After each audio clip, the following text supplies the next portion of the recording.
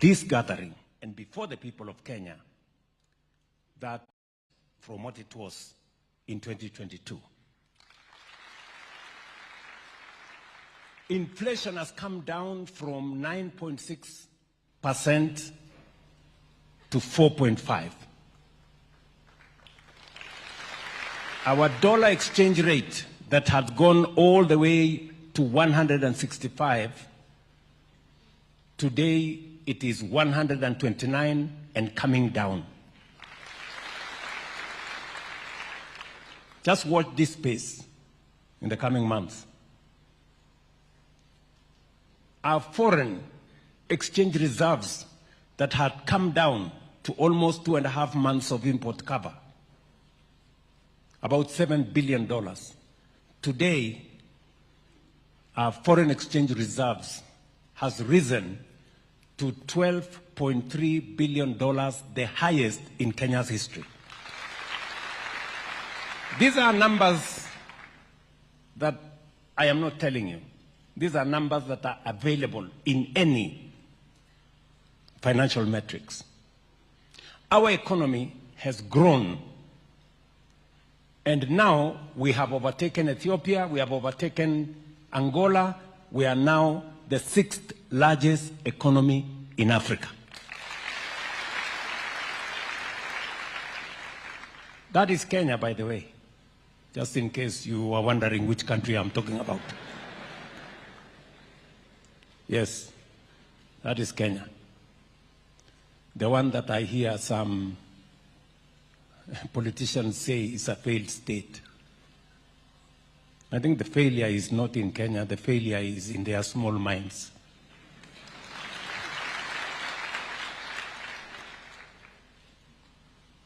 And upon that foundation, we have built the rest of the plan. We have built the rest of the plan. And because I am talking to interns, I am talking to people who've just gotten out of college, out of university.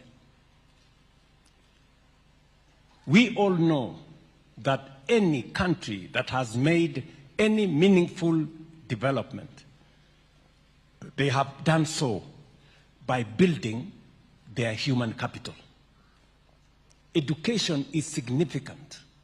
And that is why today, as I talk to these interns, we are giving them an opportunity for you to go and experience in live infrastructure projects, not in simulated environments, in life what you have learned, and to sharpen the skills that you have learned, and to actualize some of the things that you learned in classroom.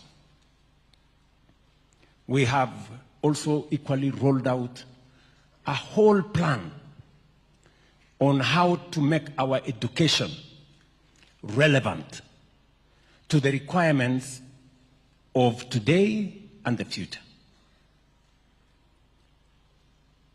We have increased the budget by significant amount from $500 billion in 2022. This year, these members of parliament will tell you, we have a budget of $702 billion for our education sector. Why are we doing that? Because education is important. I see some people try to talk about education. And I want to tell them, in 2022, we had huge challenges in the education sector. We had a chronic shortage of teachers. We had a chronic shortage of classrooms. 21 of our universities were technically insolvent because of funding challenges. Most of our TVETs had serious problems because of funding. I stand here today to tell you that we have sorted out all those issues. Number one, we have hired as of this January, 100,000 teachers in the last 3 years. No other administration in Kenya's history has done so. We have built 23,000 classrooms. And we have provided resources under our new student-centered model that does not give money to a university. It makes sure that every student is assessed as a student, and we give them scholarships on the basis of need and merit.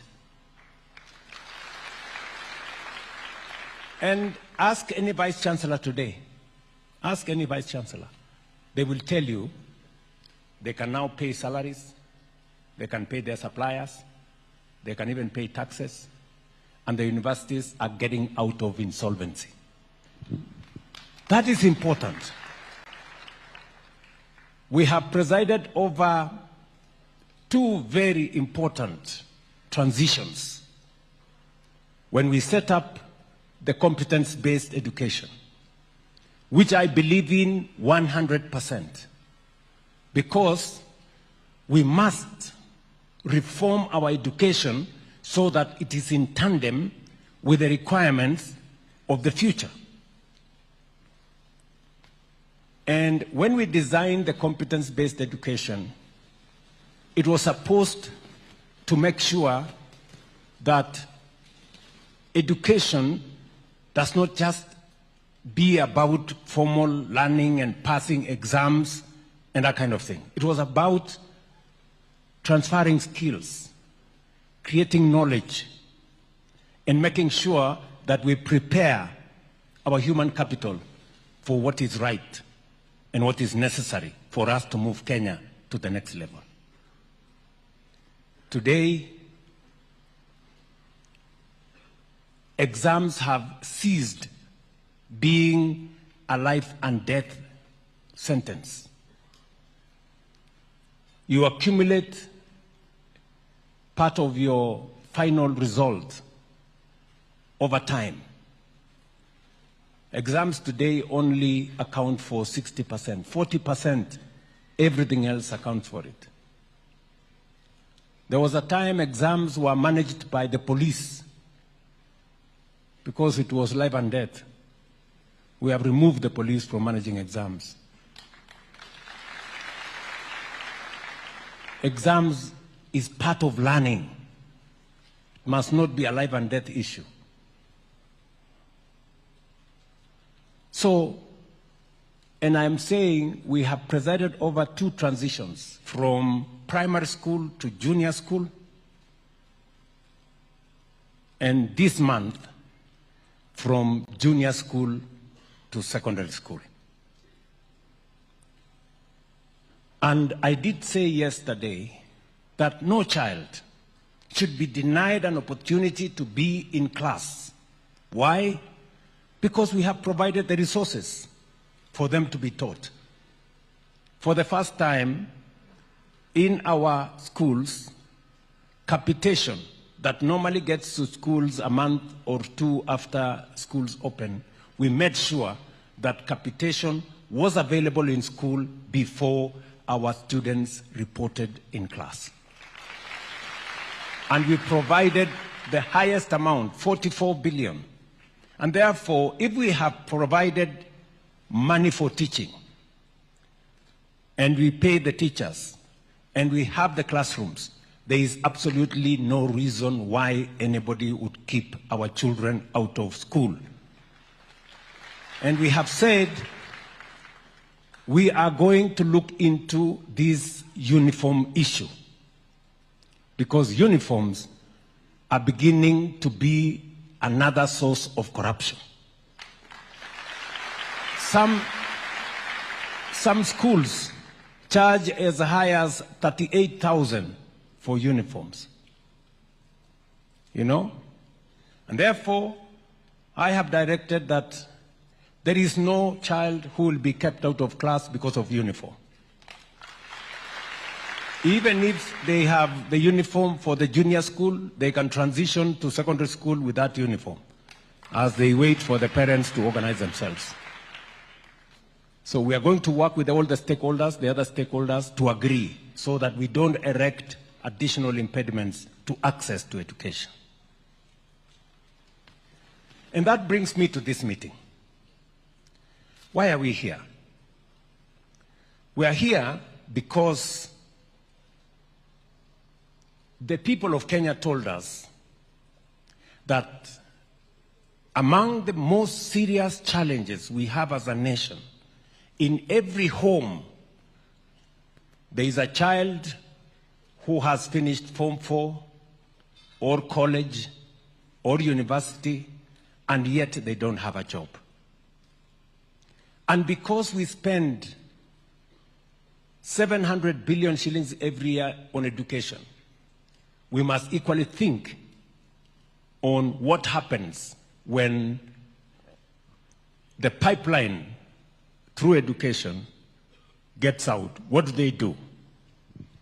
And that is why we designed a concrete, practical, intentional, deliberate program on how to create jobs in Kenya.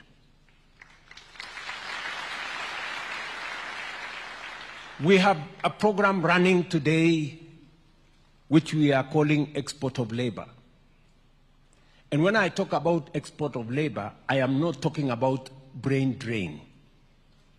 I am talking about Kenyans who go to work abroad for 2-3 years, gain a different experience, and bring it back home and use it to develop our own country. We have 530,000 young people who have gone from Kenya to different parts of the world. Today, they are monetizing their knowledge, their skills, their expertise, their talents, and our remittances in Kenya has gone up by $1 billion, $1 billion. It was 3.8 billion in 2022. Today, it is $5.2 billion every year.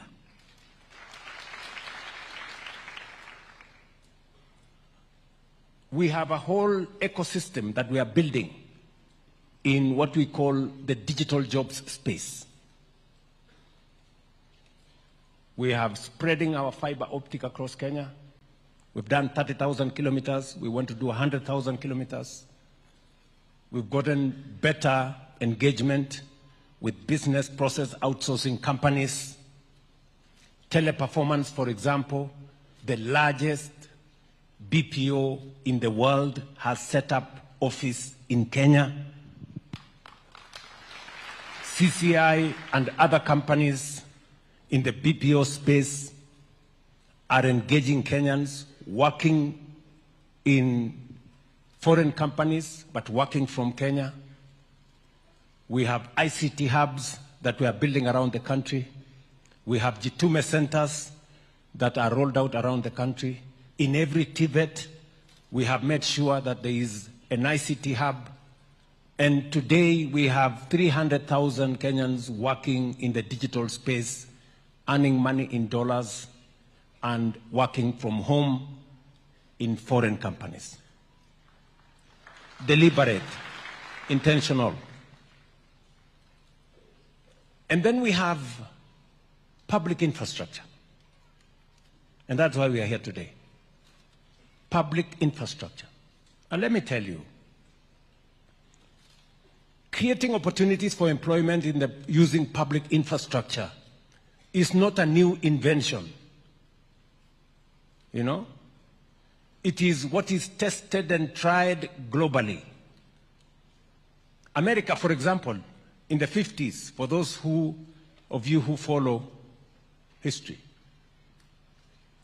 in the 1950s, the interstate highways that were built to get America out of recession created millions of jobs. It was intentional. If you go to Europe, if you go to Germany, for example, to get Germany out of recession, the Autobahn industry was created to deal with roads, bridges, highways, and created millions of jobs. Recently, in Philippines, what they called build, build, build. Again, just recently, 2016 to 2022, Philippines created 6.5 million jobs using investment in public infrastructure. So what we are doing in Kenya is not an invention. It is what is tested, what is tried, and what works. When we rolled out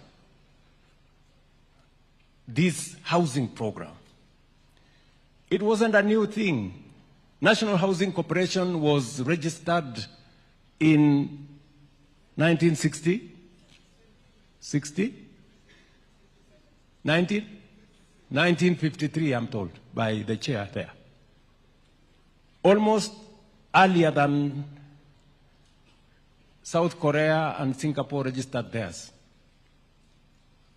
Right? But we have been, battling with what we do with it. How do we do it? It was there. We went to slum upgrading. It was there in the manifesto of every political party. For the last 30 years, housing has been a permanent feature in every political party's manifesto. In fact, in the last election, housing was in the manifesto of Kenya Kwanza and was in the manifesto of Azimio. Right? But when it came to implementation, my friends, politics took the center stage. Oh, Zakayo, Sijui. That's how I became Zakayo, right? Never mind. At least today, we have close to 6,000 people here, professionals, engineers, planners, surveying engineers, electrical engineers, structural engineers, civil engineers, and a host of many other trades, painters, carpenters, masons, electricians, name them. We have a whole ecosystem of people, professionals who work now in our construction industry, building houses, building markets, building hostels, and the face and skyline of Kenya is changing. Yes, it is changing. Yes, it is changing. Go to anywhere. Go to any big town. The face and skyline of Kenya is changing. And that is why I want to persuade you, and I am very, very, very proud of this moment, that Kenya is finally doing what is right. We are finally taking charge of our own destiny and changing our country for the better. Yes. You guys will be working in real, live infrastructure projects, either in a market or in a hostel or in a housing program. You will be there and you will experience firsthand that Kenya is changing. And you will help us. Your knowledge, your skills, your expertise is going to contribute to making sure that those projects are world-class standards. They are efficiently delivered. They are professionally handled. and they are safe for our markets and hostels for our students and houses for the people of Kenya. So I am really, really proud of this moment that we finally are believing in ourselves. You know, for a very long time, politics has sabotaged our country. Negativity, believing in others more than we believe in ourselves, and speaking negative things about our country, believing that nothing can happen. You know, I've come a long way. Many people were saying, oh, this gentleman is lying to us. Oh, fertilizer was 7,000. He's saying he's lying to us. Today it's 2,500. It's real. Oh, he was going to hire teachers. We have hired 100,000 teachers. It is real. Oh, so SHA is real. 28 million people are registered today in SHA, and SHA is working. Oh, I don't know. The economy is not telling us the truth. Today, the numbers don't lie. Oh, affordable, this housing fund is a slush fund. They are going to steal all the money. Oh, you know, William Ruto is the one supplying cement. I don't know, he's supplying steel. Nonsense. Today, the houses are there. They are staring at these people. Stubborn, as always.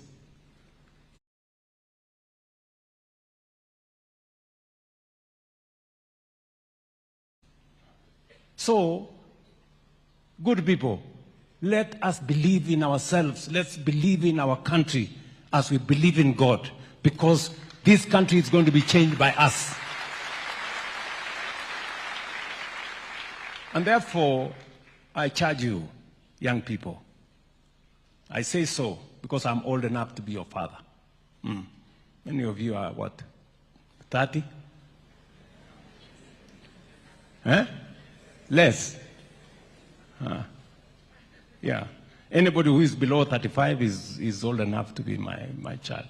So, I want to charge you. The housing program today, we have signed contracts for 600 billion. How much? And this is our money. We didn't borrow it from the IMF.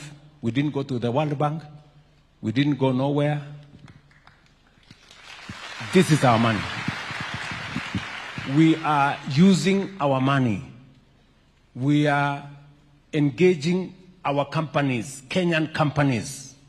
We are engaging Kenya's consulting firms, professionals. We are using our raw materials, and the young people of Kenya, including the interns who are here, are at it, transforming our nation. It tells you there is nothing that we cannot do if we believe in ourselves and if we provide the right leadership. If I was a coward, this project would not have happened. Vile wananipigia makelele hapo, oh, Zakayo, maandamano, nini. This project would not be there. We would not be having this conversation with these many young people. So, let me ask you, as I finish, and to thank many people who believed in Kenya. Many public servants, public officers, working Kenyans who contributed to the housing fund. They are the heroes of this program. They are the ones who have made this program what it is. And I want to encourage them that every cent that they have contributed to the housing fund, I take full responsibility that it must be put to good use, and it must develop the houses, the markets, the hostels, money that was meant for it. I must thank our professionals, consulting firms.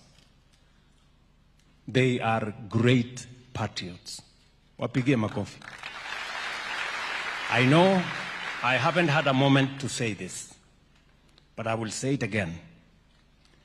These consulting firms, our architects, our engineers, our surveyors, and all the people who have made housing, markets, hostels possible, they have made a very big contribution.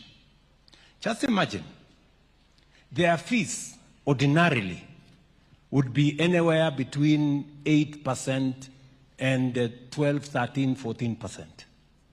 Ordinarily, that's what their fees is supposed to be. I called these people. Jennifer was there, right? We sat in a room there called number 6.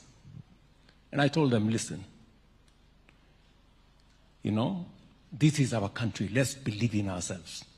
You people, you do one house here, one house there, one block of flat there. We want to give you scale.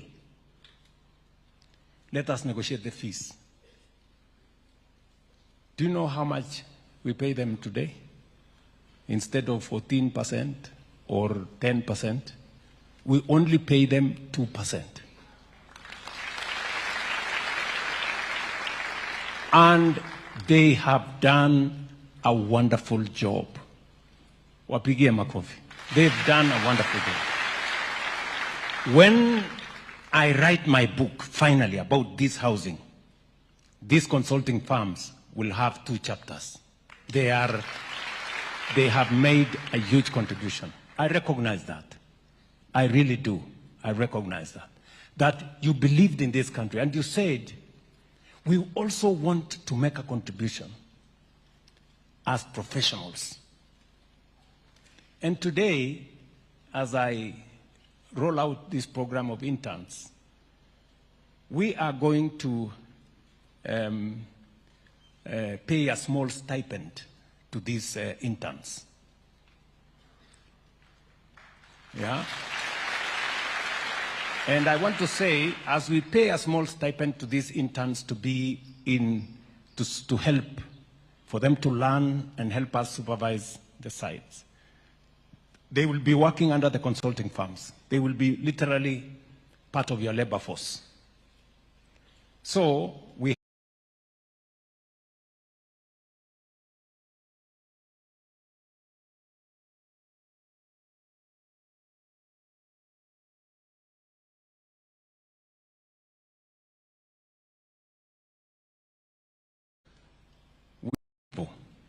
we are paying them a small stipend from our side.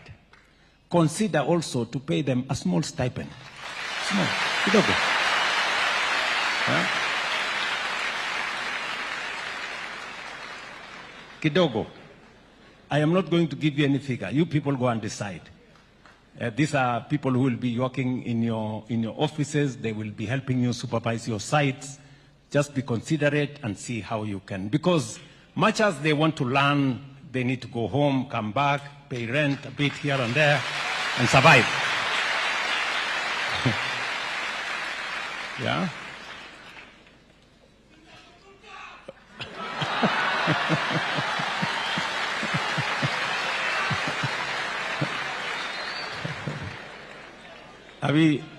Are we together? So let me say this, you know, I really must thank these people. Let me also, you know, thank our contractors. You know, when we say that we believe in ourselves, I did ask the ministry when we rolled out this program. It would have been easy for us to bring in the Chinese and tell them, okay, you know, that you have the muscle, you can build for us faster, blah, blah, blah.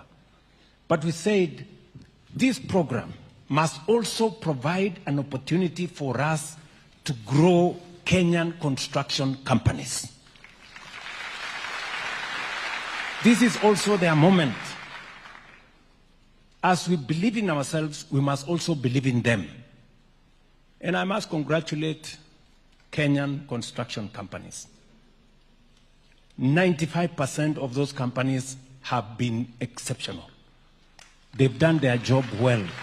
In fact, I have been wondering why ordinarily you'd go to a place and they will tell you, people will tell you, no, we don't want this company, bring us the Chinese, they are efficient, they are faster. But today, you have heard here, out of 800 companies, construction companies, only one is foreign. The rest are Kenya. So we are also building corporations of tomorrow. These construction companies we are building here today, tomorrow they are going to work in the region and they are going to work globally. And so are the consulting firms. The consulting firms will have behind them a track record of what they have done. And when they apply for the next contract, they can list a retinue of products or projects they have supervised. And I am confident that they will access regional projects, global projects, as we develop all our other sectors.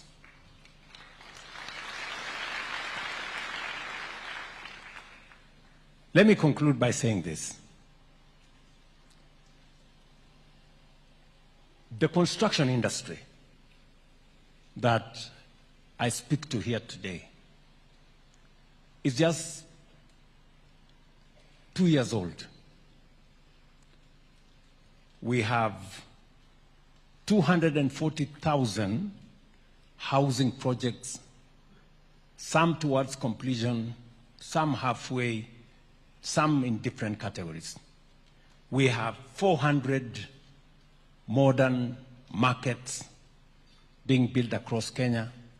We have hostels for 182,000 students in universities, TVETs, Kenya Medical Training Centers, and in other colleges under construction.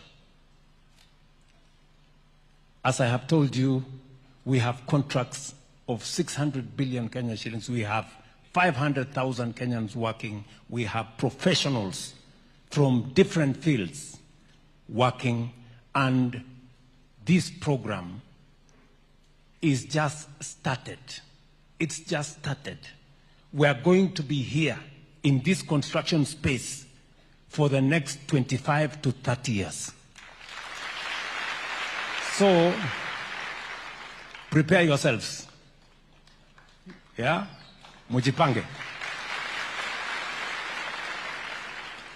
And for you guys, this is a launch pad. It is not a stopgap. This is internship. Do you understand what I'm saying? It depends on what you do with this moment. It depends on what you do with this moment. This moment, the opportunity you have to be an intern will make you either the next professional, to work in the next consulting firm, to start your own. The future is yours to decide what you do with this moment. All right? I was told the dream is free, the hustle is not. Mwende mujipu. Lazima ujitume. Yeah? Sindio? So, you guys, you have a moment of history in your hands. All of us as a country, we have a moment of history in our hands. And we are not just talking about this construction space around housing markets. You've heard me. I have said recently in the State of the Nation address towards the end of last year that we are now scaling up. Kenya, for the next 20, 25 years, maybe 30 years, is going to be literally a construction site. The whole country. right from State House here, you can see it is a construction site. Yes, and to every part of Kenya. We are rolling out, beginning this year, already we have 6,000 kilometers of road going on now, which we are finalizing. We are designing another 2,500 kilometers of highways. Rironi, Mau Summit is just the beginning. I have said we are rolling out Makutano, Embu, Meru, all the way to Maua. We are rolling out Nakuru, through Nyahururu to Laikipia as a dual carriageway. We are taking from Mau Summit all the way through Kericho to Kisumu to Malaba, and from there to Nakuru to Eldoret to Malaba. We are doing, you have a list of where we are going. And we are doing another 28,000 kilometers of tarmac. Listen, it looks a bit crazy. We have built 20,000 kilometers of tarmac for 60 years. In the next 7 years, we want to build 28,000 kilometers. Sawa. And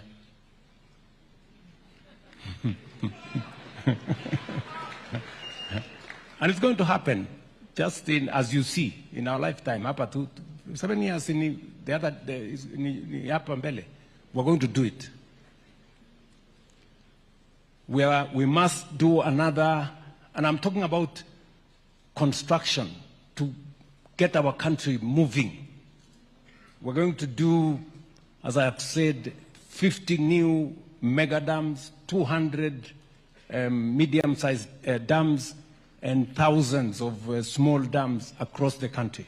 We're going to do another 10,000 megawatts of energy. And for your information, we have the money to do it. Yes. Tuko na pesa ya kufanya hiyo kazi. Mnanielewa? I know you don't believe me. We have the money to do it. Pesa is not the problem. The people, these professionals is not the problem. Look at these companies. Many people, if you told them we are going to build all these houses, wangekuuliza iko wapi kampuni ya kufanya hii kazi. Today, we have 800 companies, Kenyan companies, doing this job. Hakuna mtu tumeenda kutoka Ulaya kuja afanye. They have signed 600 billion shillings of projects, and they are doing them. Hiyo high-rise yote mnaona dunia hii yote. If you go to Kisumu, go to Migori, go to Kakamega, go to Bungoma, come to Eldoret, come to Nakuru, Thika, wherever. All those houses are built by Kenyan companies. We have what it takes to transform our country. And we have started the process of raising the money to do it. I said 5 trillion. Yes, we have the means to raise 5 trillion. Na haitachelewa, by next year we will have raised all the 5 trillion. Na Kenya itasonga mbele. Sawa. This is not about politics. This is not about the next election. This is about transforming Kenya. Sawa. You know, and I want to ask some politicians. The other day, we all agreed that divesting, privatization, is a prudent way of raising resources. When we went to the market, today we are in the market on the Kenya Pipeline IPO. Is going to democratize the ownership of a public asset like Kenya Pipeline. Today, you as an intern, you can buy shares in Kenya Pipeline. And I want to ask you, I want to ask every Kenyan, with only 900 shillings, you can buy 100 shares of Kenya Pipeline. And you can continue and buy more and buy more and buy more. Let us all own a piece of the good that we have built together. But you'll hear some people saying, why are you doing this? This is wrong. The same people who told us, who agreed with us, let's do it.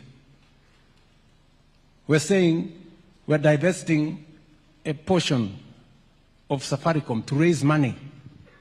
They tell us, oh, who negotiated? Where is the committee that negotiated for the price of the shares? Really?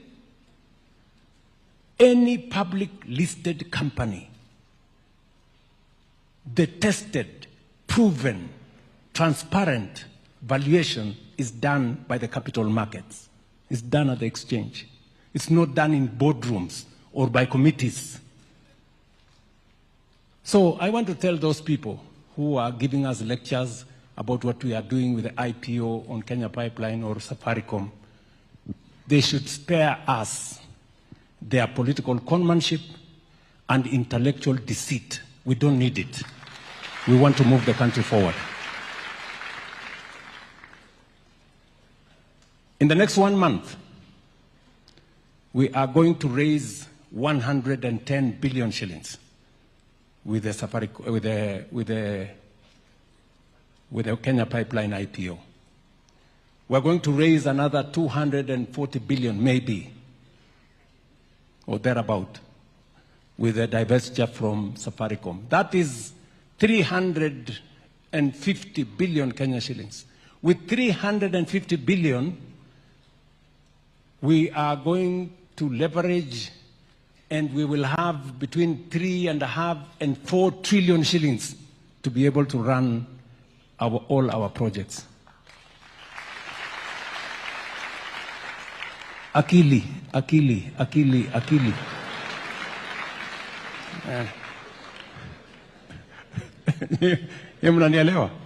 Yes, that's what is required. For a very long time, politics has sabotaged our development, small-time politics, and that's why I tell these people, we are going to change Kenya in our lifetime. When I talk about moving Kenya from the third world to a first world, I mean it, and it is going to happen right before our eyes. It is going to happen. Tunaelewana, my friends? Tuko pamoja? So believe in yourselves and let us believe in our country as we believe in God. Nothing is impossible. We are going to change this country. Kenya is moving from third world to first world by all means possible in our lifetime. Sawa. I can go on, but let me stop there. Thank you very much for listening to me. Wonderful, wonderful. Another round of applause for His Excellency. I'll request that we kindly take our seats. Let's take our seats. Your Excellency, with your permission, will now transition to the panel discussion. Our first panel discussion is women in construction. It has been long said that it's a male-dominated industry, but through the affordable housing, there is proof that this norma has been divulged, and as a result, we have very many women in construction. This session is going to be moderated by the PS Housing, PS Hinga. So as we put this together, let's put our hands together as we welcome PS Hinga, who is briefly going to give us the bios of the contractors who he's going to be having this discussion with, together with His Excellency. Karibu.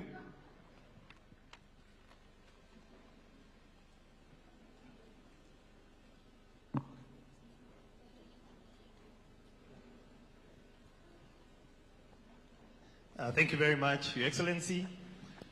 Without further ado, allow me to invite our first panelist.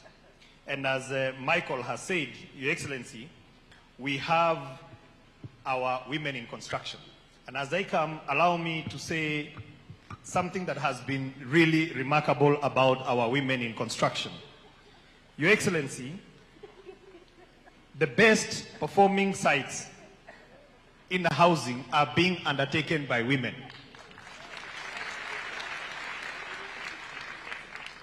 And I'd like to ask two of the best performing contractors to come and join us here on stage.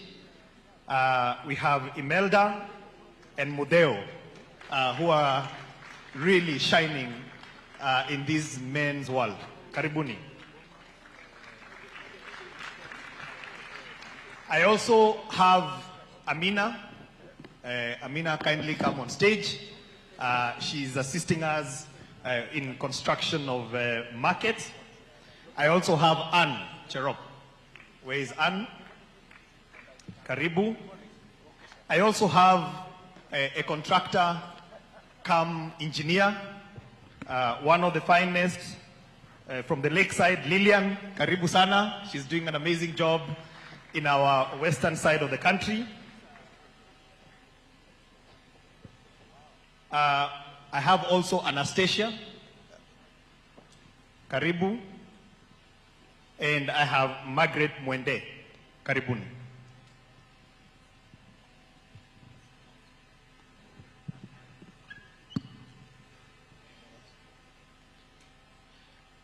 And then I'll also ask your friend Jennifer, Your Excellency, to come and sit next to you. She's a tough negotiator, but I think you are a bit tougher than her. But I'd like to ask Jennifer, who negotiated for the consultants, to come and sit right there next to His Excellency. And ladies and gentlemen, allow me now to invite His Excellency the President to come and join the panel.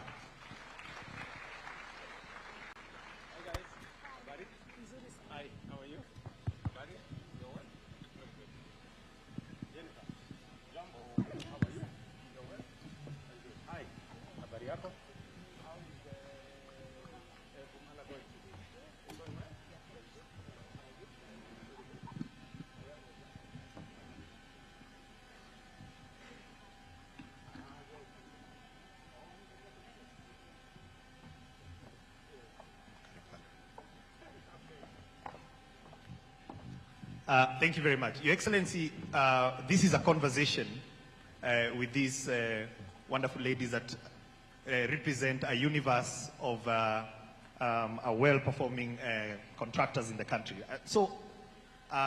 Because it's a conversation between them and yourselves, I just want to ask each one of them to introduce themselves, what they are doing, and give us a snapshot of your experiences of this program, what this program has meant to you in your sector, and compare and contrast where you are, where you had irregular opportunities, and now you have got big opportunities.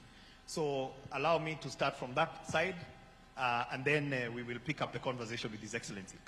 Kindly introduce yourself. My name is Margaret Mwende from Kitui.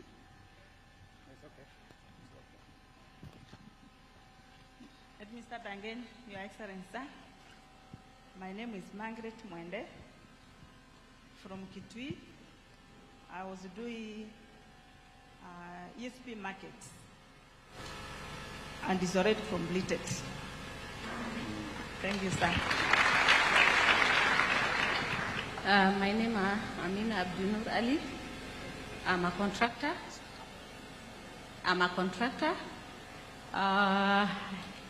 I completed Kangeta market and Adiru market. Right now I'm doing Gipumene and Kina market. Although Kina market we have some challenges here and there because of the land. We don't have up to now the land to build the market. I got an award for civil work also for Mandera, Marsabit, Embu, Dharakanidhi, and Isiolo County. Thank you.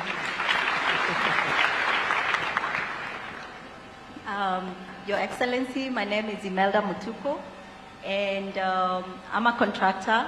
Currently finished Bumala market, starting Bale market, all in Western. I would like to, first of all, thank you so much for the opportunities that we've gotten as women. This was not possible before, but now we are getting a lot of support and we are being believed in to do this work. And we would just like to say that, first of all, that's a good thing. Beyond this, I would like to say that I am very pleased because when you came to Bumala, your word was, you people support this young lady, she's here to work, and I got a lot of support. And I'm hoping to get more support as we go forward. Thank you very much. Thank you. Your Excellency, my name is Jennifer Musimi, formerly the president of IQSK, very instrumental in creating this program. We sat with you, we negotiated well, and we did a very good job, a good thing to provide job opportunities and an opportunity for the professionals in a built environment to trade with the government after a very long time. And they can attest that they've handled projects of values they've never handled since inception, to the 10 billions, and it's going on. We are employing now interns and many assistants in our farms in a way that even since I left university and started my farm, we could never have done. It's a very transformative thing we did. It's very enlightening. It's growing everyone. And I want to thank you for supporting us. Thank you. Okay. Kwa majina ni Winnie Mudheu. Mimi ni contractor na ni contractor ambaye anakuanga site. Mimi si boss. Nakuanga site nikifanya kazi na watu wangu wote. Nimekuwa Homa Bay, nika hand over to His Excellency the President. That is Homa Bay Fish Market. I am now doing South B, and most probably, Your Excellency, you are welcome to pick the keys by March. And I am also in Kapsabet. And I can say that sisi tunafanya kazi na tunapata pesa. Naona vile tumeng'ara. We are being paid well after working so hard. For me, for it to work well, I am doing a 24-hour economy. Sisi huwa hatulali kwa site zangu. That's why we can work within, if we are given 2 years, we do it in half the timing. So I encourage my fellow contractors, let us practice this 24-hour economy so that we may win our president a 2-term without negotiation. Thank you so much. Thank you. Your Excellency, my name is Lillian Ogombo. I'm an engineer by profession. I'm a civil and structural engineer and also a contractor. We've just finished 3 markets, and we were very honored that we visited one of our markets. We did not disappoint. Oria in Migori. Oh. Yes, in Uriri. Yes, so we're just about to give the markets. We are on our last one in Migori and about to start affordable housing project, also in Migori County, Kododa. And I think this opportunity, first and foremost, I mean, as a woman, as a Kenyan, has really encouraged us. We've been able to expand our portfolio. We are now looking at even taking on more challenging projects. And I'm glad that we are starting on the affordable housing. We also have the student hostel in Homa Bay, KMTC, that we are yet to start. So we've really believed in ourselves, and for the first time, actually, I was looking at the opportunities across the region. I mean, that's how much you've really transformed who we are. And giving the State Department for Housing their flowers, I think they've really, really supported us financially, because sometimes when you're taking on government projects, people are like, are you going to be paid? I think this is one program that you don't even follow up your payments. You call for inspection, they show up, you raise your certificates, and you really don't have to queue in any office. The next thing you see that, the bank is sending you a swift message that you've been paid. And so we give them their flowers and we appreciate. Thank you. Yeah, my name's Anne Cherop, and I am a contractor. I am pleased and very proud to be part of this affordable housing construction. I have a site in Nairobi, and Kasarani, Kamiti, and Kidiwa, Phase 3.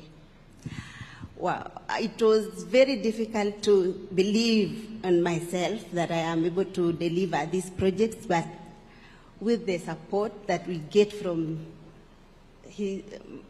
Bwana PS, it is amazing. We get paid. We even hold seminars that encourage us to soldier on, and we are delivering on our projects. In committee, we are on time, Kasarani and Kidiwa, and we are very, very proud as women to participate in this space. Your Excellency, maybe I invite you now and just have a conversation with this wonderful...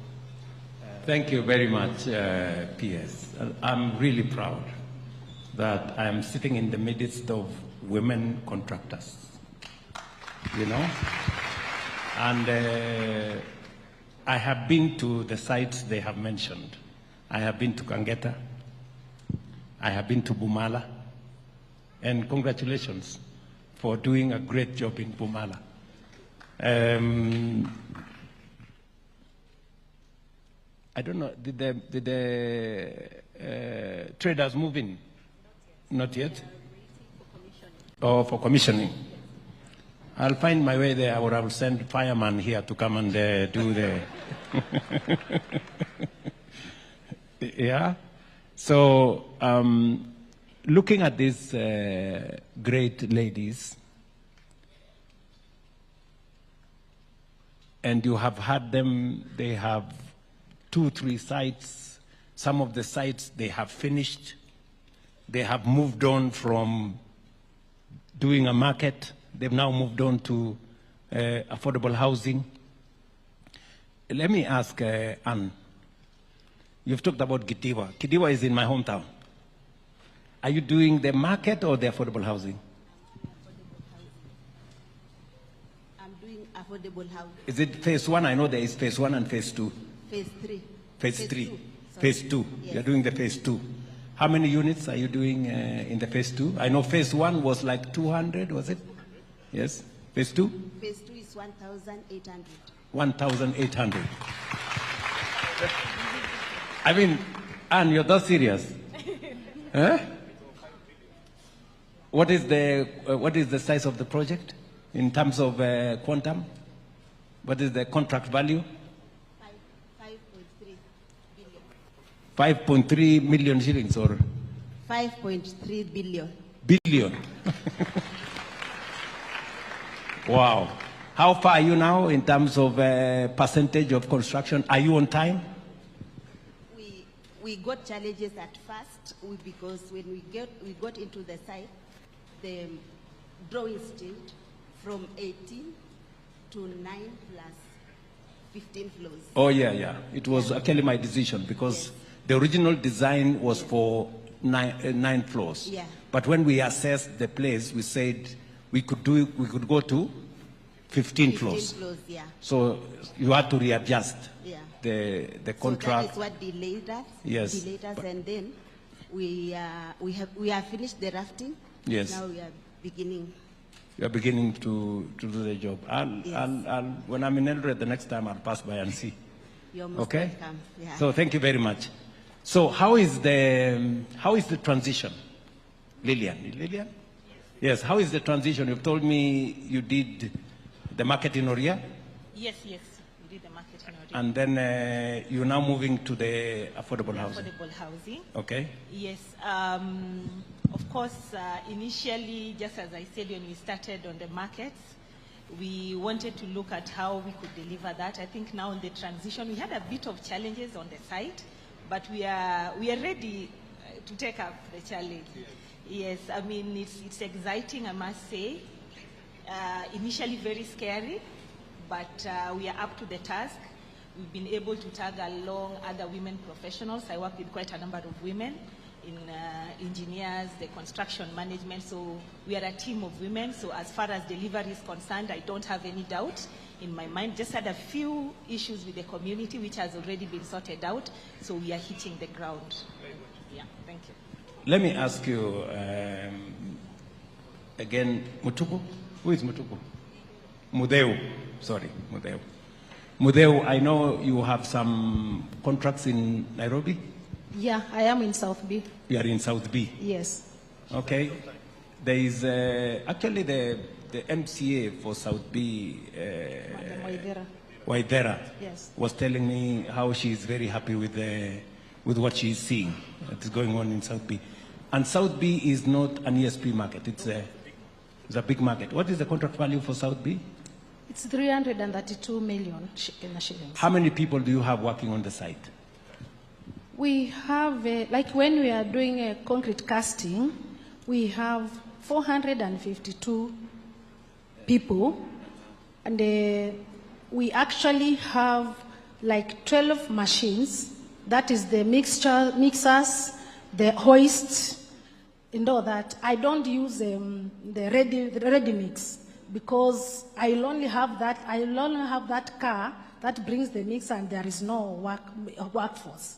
So I use those people to create employment, to come and cast. So generally, in a busy day, I have 452 workers. And on a normal day, at night, I can have around 70 people. And by daytime, I have around 80 to 100, depending on the activities at the site.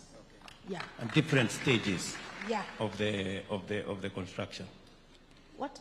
Different. I'm saying different stages of construction. You have different number of people. Of course, yeah. Yeah. Yeah. Okay. Let me ask you, how are you working with the banks? What is the experience you have with your bankers? My bank, I bank with the National Bank, and I have been given msikuje kuniua that an overdraft of that 5 million that I can work without minding another thing. But I am paid on time. It's only when I have some hinges in finances, but they give me an overdraft because they know, they are sure that I'll get money. Yes. Before affordable housing, before this program, yes, were you a contractor? What? I have a long story, Your Excellency. Yeah, I started as a cashier at site when I finished my O-level in 09. And it's a long story. Okay. And now So we leave it for another day, the long story. Yeah, I can touch some small details. Okay. In it. Yeah, I started as a casual laborer. Wakati wanawake walikuwa wanaambiwa kazi ya mjengo si yao, but because I come from a humble background, I had to start there where I saw an opportunity. From there, the boss of that company saw my efforts, and she promoted me to start paying and looking for those who are not working, so hand to deliver. That was in 09. I started in West Pokot. And from there, I have grown. I have been, I've bought shares from the company. Now I'm a shareholder and actually a director for the company. And I'm semi-literate in terms of construction because I have not gone to any class of engineering, but I've learned through skills. And that's why I'm always in site. I know everything from electrical, plumbing, masonry, roofing, structure, design, nini kila kitu. So you say it's a long story. Yeah. Indeed, I think it is a long story. But now you are a shareholder in the company. I'm here seated with the president because I'm a shareholder. Great. So thank you very much. I think when we talk about bottom-up, I think Mudeu here represents what bottom-up is. It's a living testimony, according to her. Really, somebody who was working in a construction site, today owning a construction company. That is what it takes. It takes resilience, it takes believing in yourself, it takes working hard. And that is why I said in my presentation here earlier, dreaming is free, the hustle is not. You have to wake up, you have to do what Mudeu has done. That's why she's sitting here today. Tumpigie makofi Mudeu, jamani. The great lady Jennifer, sitting next to me here, Jennifer. You remember those days? I remember those days very well. Yes. Long hours, many days. A lot of negotiations. And a lot of negotiation with a big team. When you look back today, you know, you remember when we were talking on that table, it was far-fetched, you know? It was the usual government thing, or, you know, and you guys were saying, or, you know, are these people really going to pay? Are they going to do this? Can you tell this audience, then and now, what do you have to say? I'm amazed by the grace of God, the far we've come from my boardroom sitting, discussing. Actually, it started in Naivasha. Can we do this? What's the right rate? 35,000 per square meter. Oh, that can afford. And I walked from that podium and I told the PS, we are going to do this. Let's go and crunch the numbers. And convincing everyone that we can do this is going to be an easy task for the professionals. When it's going to be standardized, we're going to automate most of these things. So when we negotiate on the rate, don't worry, you will not sleep hungry. To just look around and see this group of interns is a product of that negotiation. It's phenomenal. Your Excellency, if that dream was killed,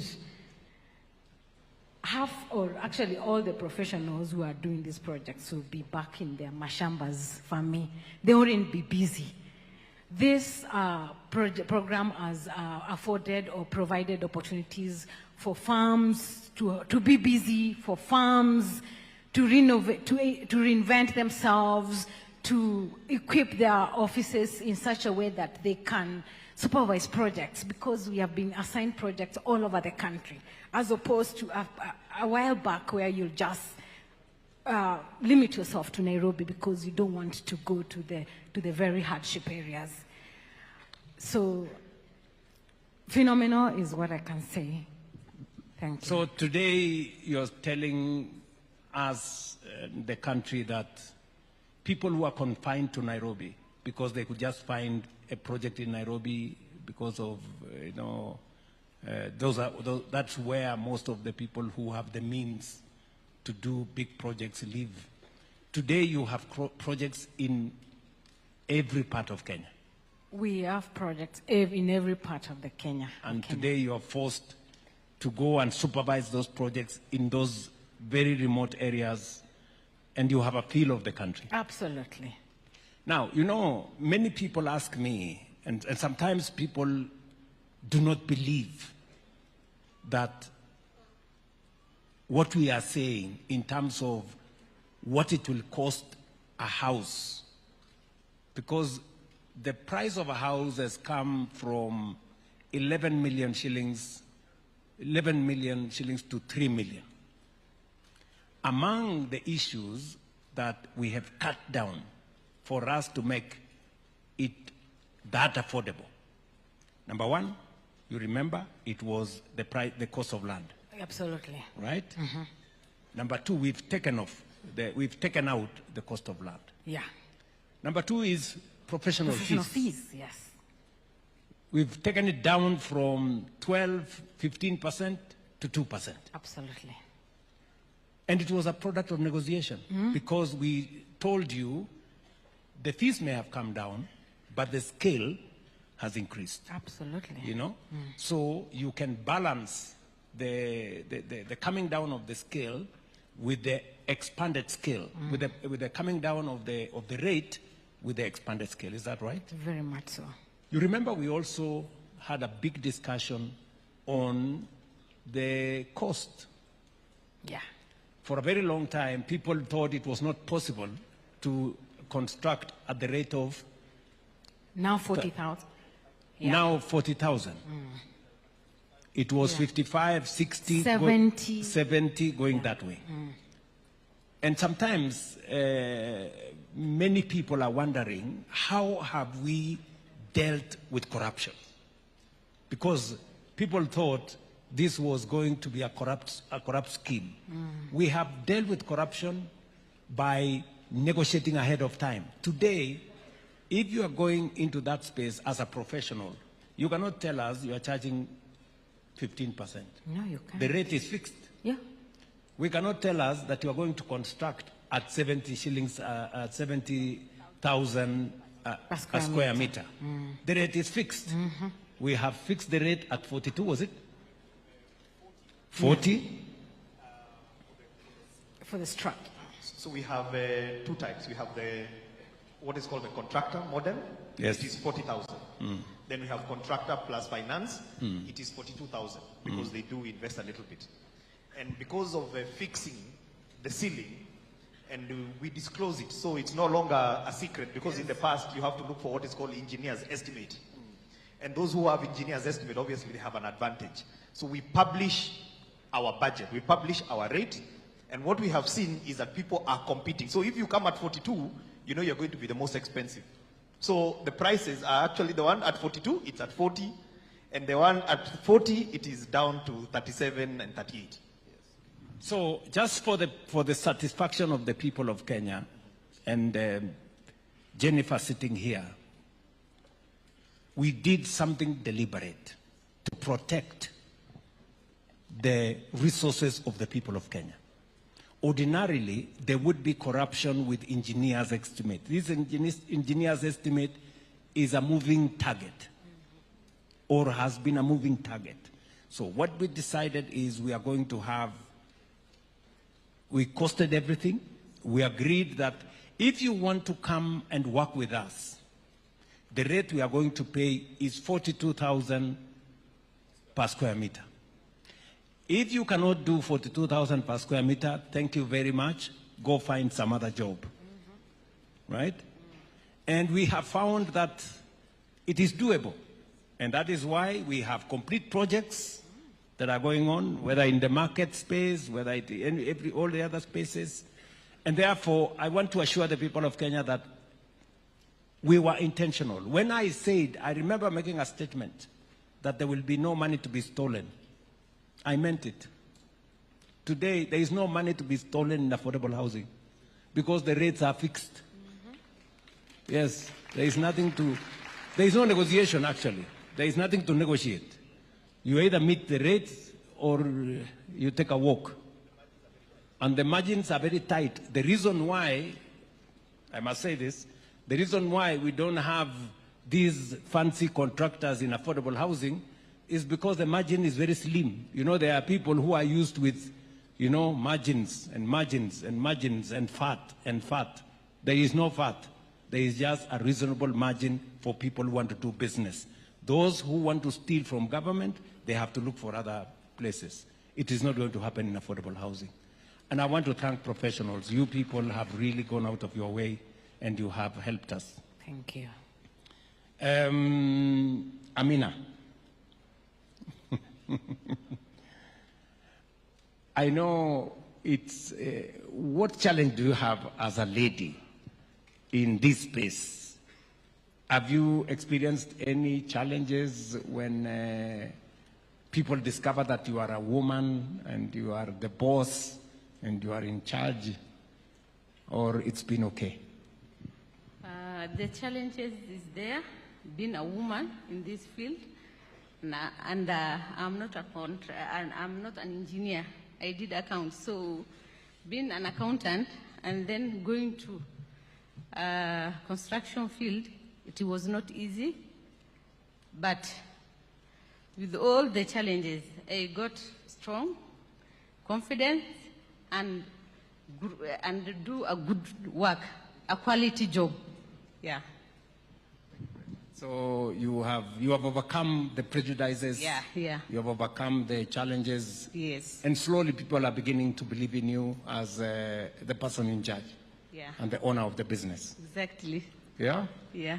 So I'm happy that you're doing the markets. What is your plan? What's your plan going forward? Have you built enough capacity for you to transition to the next level? Exactly. I'm not only doing the market, I'm also doing civil work, like harbors and the roads. I also work in other departments like KDF. When KDF Day in Eldoret, you were there. I did all those works. Yeah. All that beautiful work at Yes, I did it. The roads, the building, the reception for dyers. You did? Yeah. Congratulations. Thank Let you. me hear your story, Margaret. Tell me about yourself. How did you come into this space? I did business management, and now since I have that knowledge of business, when I started now this business of construction, it was a bit easier for me because I had the knowledge. Also, as a woman, when I started this business, sometimes they look, the men now, they say, "Aye, how can a lady get such a big contract?" Those questions. But I normally tell them what men can do, ladies can do better than them. I'm also doing business in other ministries, not only this one of housing, and I'm doing well in business. Currently, after I finished the Kamwongo and the Kakong market, I'm now doing Syokimau and the Katangi ESP market. So thank you, Your Excellency. You have made it, you have uplifted us women. You have placed us somewhere with this program. And I also want to add this, Your Excellency. I've been in business for over 20 years, but it is during your tenure when now I can handle a business of 100 million. Thank you, Your Excellency. Did you say Kamwongo? Yeah. The market I came to? Yes, yes. When you are doing your tour in Ukambani, yes. The market in Kamwongo. Yes, I remember. Yeah, I was. Kamwongo is complete, right? It's complete. We have already handed over. Yes. Only the seafood works. Oh yeah, there was some capro outside there. Yeah. That's only what is remaining. Yes. And electricity. And electricity. But it is complete for occupants. I went to the market built by this lady in a place called Kamwongo in Mwingi. And she has done a wonderful job. Honestly, she has done a wonderful job. Congratulations, Margaret. Thank you, Excellency. You have done a great job. Let me ask you, what's the difference, between the contracts you have now, the challenge before? What was the many people tell me before, people had difficulties engaging government because you would get a contract, you do the job, and then it stalls because there is no money. Is that the case, that it was different then and today? Before it was very difficult when you see the exchequer, whatever.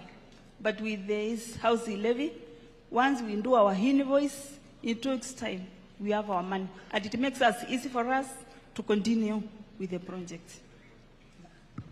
Now, let me ask you a final question, Jennifer. I know you live in Kenya. There are politicians who are saying they want to scrap housing. They want to do away with all this, that it is the wrong thing for Kenya to do. What do you have to say?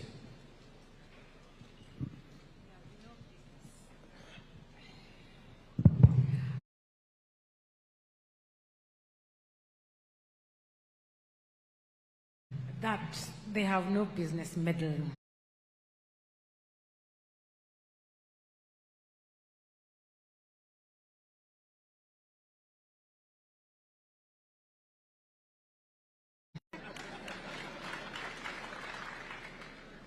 it's truly unfounded, because maybe we need to invite them, we target them, to hold their hands and take them to these projects. Because they're saying that they haven't seen these skyscrapers all over. You go to Thika, I'm doing Thika Bustani, you see it's already finished, all the blocks we are doing finishes.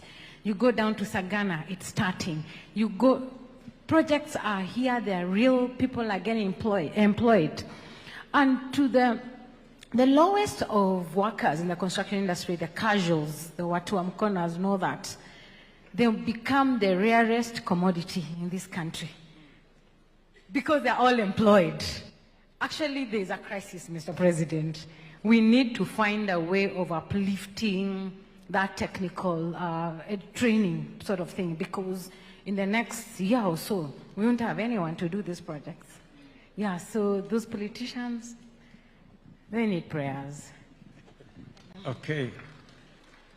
So, you know, sometimes I ask myself whether those people live in Kenya. Because you see the number of professional firms here. You see the number of construction companies.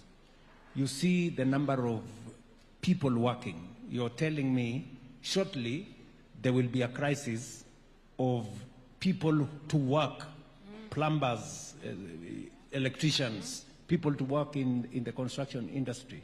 In fact, it is the reason why we have asked the Ministry of Education to expand the space in Tibet, because we need more and more of those people. Have you experienced, Lillian, have you experienced around the jobs, professionals, the people who you want to work in your construction fund? Have you experienced whether there are any challenges? Yeah, in terms of the supply of labor? Yes. Actually, I want to agree with her. And it's important that that's an area that I'm almost saying we, but yes, your administration needs to focus.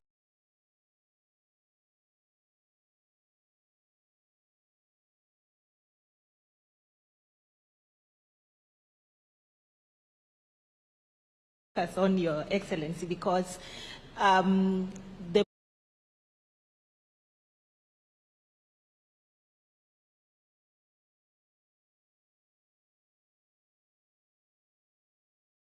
that, you know, we are lacking labor force at that level. Yeah. Okay, so I will just point to you that apart from what we are doing in the Tibet, under the Nyota program, we are getting between 20 and 40,000 people who have worked in construction sites but have no certification. We are going to certify them. We are going to pay for their examination. We are going to pay for their certification so that they can become available to you. We have another program under Nyota again. We are looking for between 90,000 and 150,000 young people, possibly maybe working as watu wa mkono at the moment in your sites. We want to support them because maybe some of them don't have any skill. Yeah, they don't have any skill. So we want to skill them. And under the Nyota program, that those 90,000, between 90,000 and 150,000 young people, we are providing resources for them to be put under master crafts people, possibly in your sites. We're going to pay the master crafts people to train them. We're going to pay them a small stipend for them to attend those courses in those sites. And at the end of 6 years, we're going to examine them, we're going to certify them so that they again become available as a workforce for you people in the construction space. So we are not only using the formal channels in our education system, we are also using other interventions, especially you've seen me go to different places under the Nyota program. It's part of raising the people with skills to be able to be supportive to your program. Yeah? Okay, finally, my sister Mutuku. And thank you very much for doing what you're doing, by the way. Thank you I am very very much. proud. I am Thank really, really very proud. Thank you. When I see women, you know, go out of their way with confidence, you know, run a business, and I'm very happy that the people in Bumala gave you support. They did. They actually did. And through the challenges, we managed to finish within 9 months. Yes. Yeah, a contract that was supposed to run for 1.5 years. You did it in 9 months. Yes. A round of applause for her. I saw it when I visited your space. Yes. Mutuku, what do you want me to do better? I mean, from where you sit, of course, there are those who are saying this program should be stopped.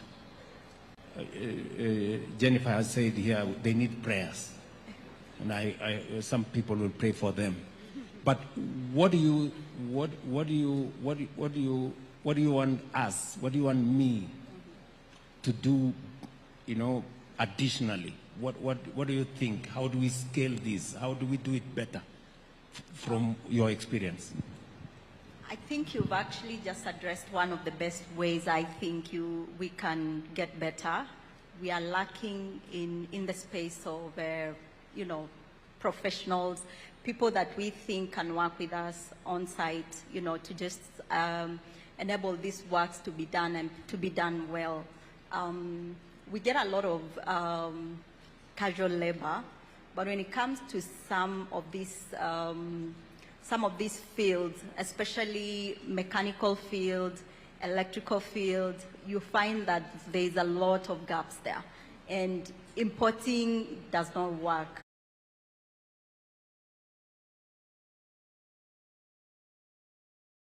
Very well, especially for some of us who work outside Nairobi. So that has just been a challenge, and I've heard that you're addressing that, so we will be very, very happy to get that. Yeah. I hope young people are listening across the country, that there are real opportunities in the construction space for some of the construction professionals, whether they're electricians or carpenters or mechanical people or people in the electrical space. And we are opening up our TVETs for more spaces. We have, in the last 3 years, moved spaces from about 320,000 to 700,000 spaces now in our TVETs. Through these parallel, what we are calling the policy we rolled out on recognition of prior learning, and we are doing it here in most of our construction sites.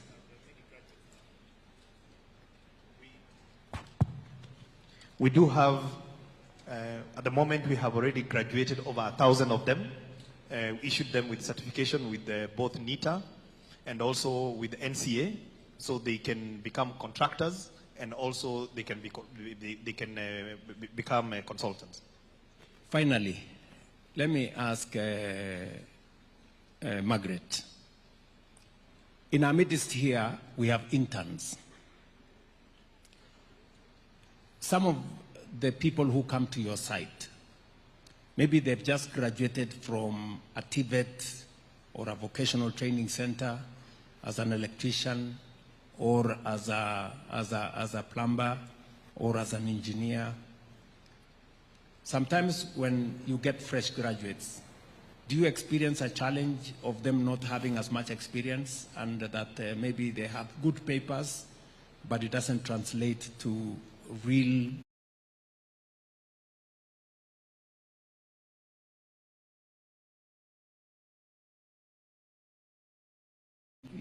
expertise in the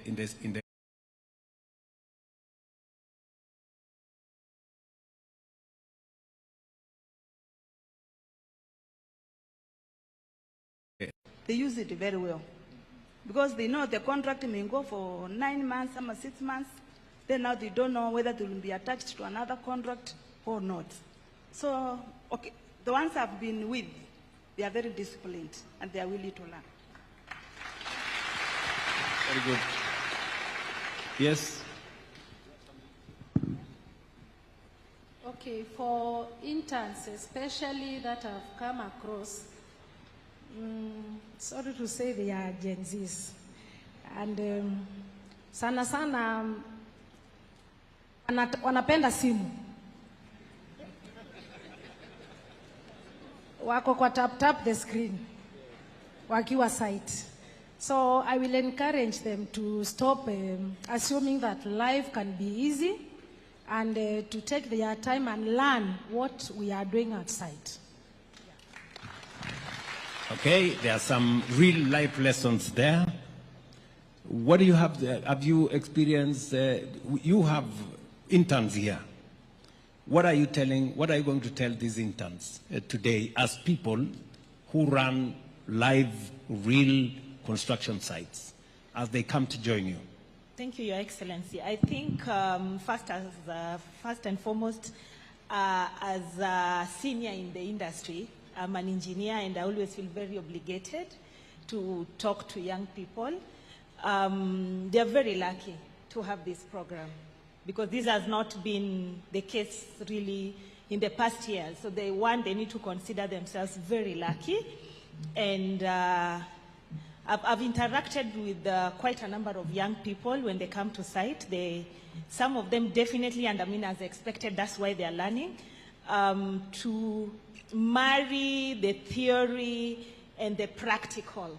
And I think what I would encourage them that, you have an opportunity to, for the first time, especially let me talk to the structural engineers, you're able to see a real steel outside a drawing that is being implemented. Please embrace the opportunity. And again, these are your employers. The consultants are your employers. The contractors are your employers. So as you work, you need to put your A game. Because, when this is said and done, you'll still need to continue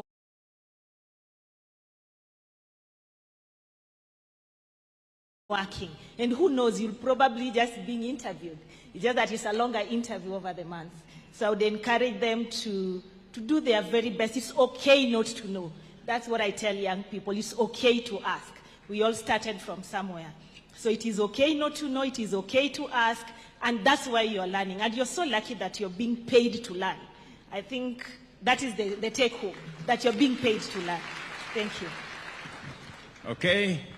She's basically framing it that this is an opportunity that doesn't come always.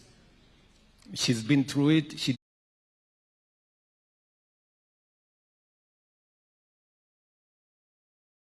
didn't have the opportunity you have.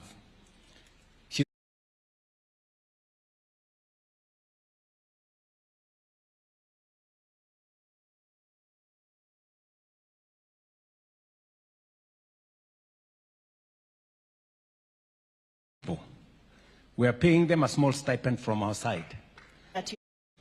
She's been through it. She didn't have the opportunity you have. She's on the site today. You are an intern. Tomorrow, if you do a good job, the owner of the site could hire you now on a permanent basis. It could also mean the consulting firm you are attached to, if you do a good job, they too can consider you for employment if you put your best foot forward. So, the ball is in your court. It's for you to decide what you do with this moment. And Mudeu here said, avoid unnecessary distraction. There are many, once you are in the site, kuna mtu atakuita, bazenga, bazoo. Nimejulishwa juzi ati kuna sema ingine ya wakudumu. So please, first things first. You have an opportunity to learn. You have been told it's okay not to know. For the first time, you are going to see real steel, not in a drawing. And therefore, it's your moment to marry the theory and the practical. And that is the moment you become a true professional. Either a true structural engineer, a true mechanical engineer, a real electrical engineer, this is your moment. And the good news is that we are going to support you to learn.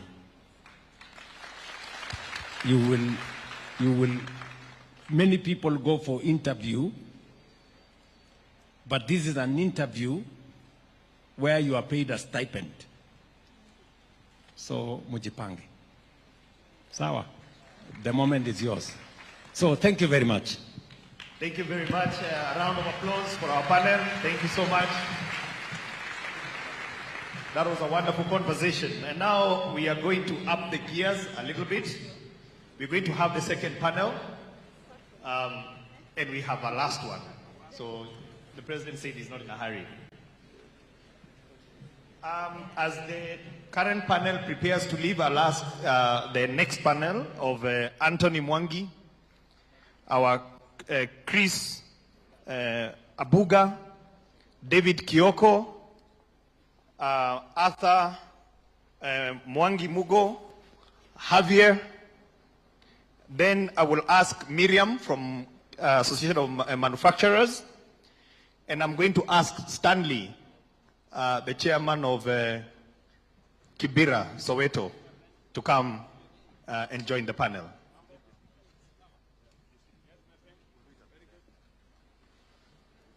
Right.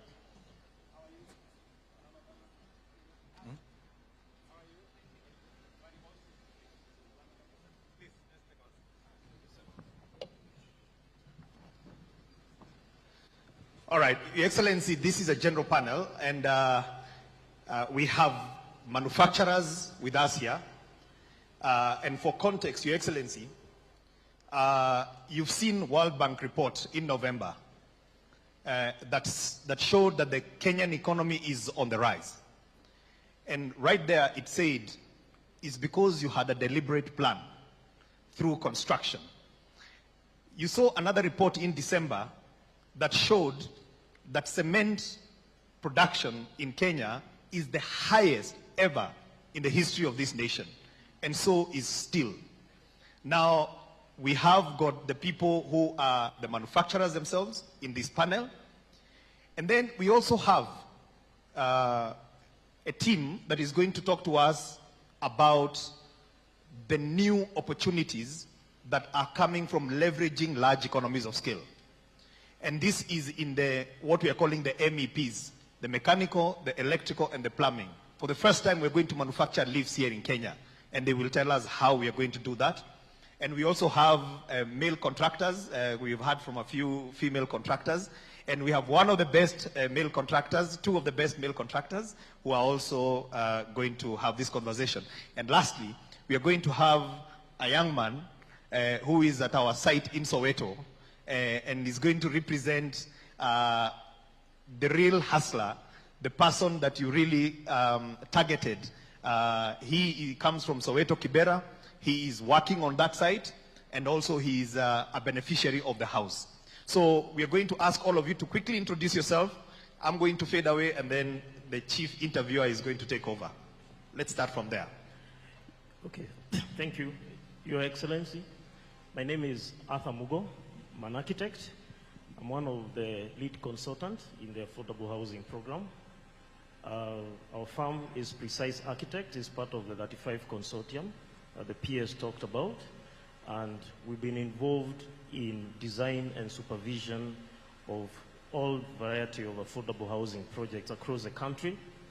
And our experience has been very nullifying, challenging, and also it has expanded our brain capacity and how we are able to synchronize work and also be able to ensure that we deliver on time, and it has really improved efficiency on how we are a good case of when you say that this is really going to build local farms. I think we are a very good example of what has happened among the consulting groups.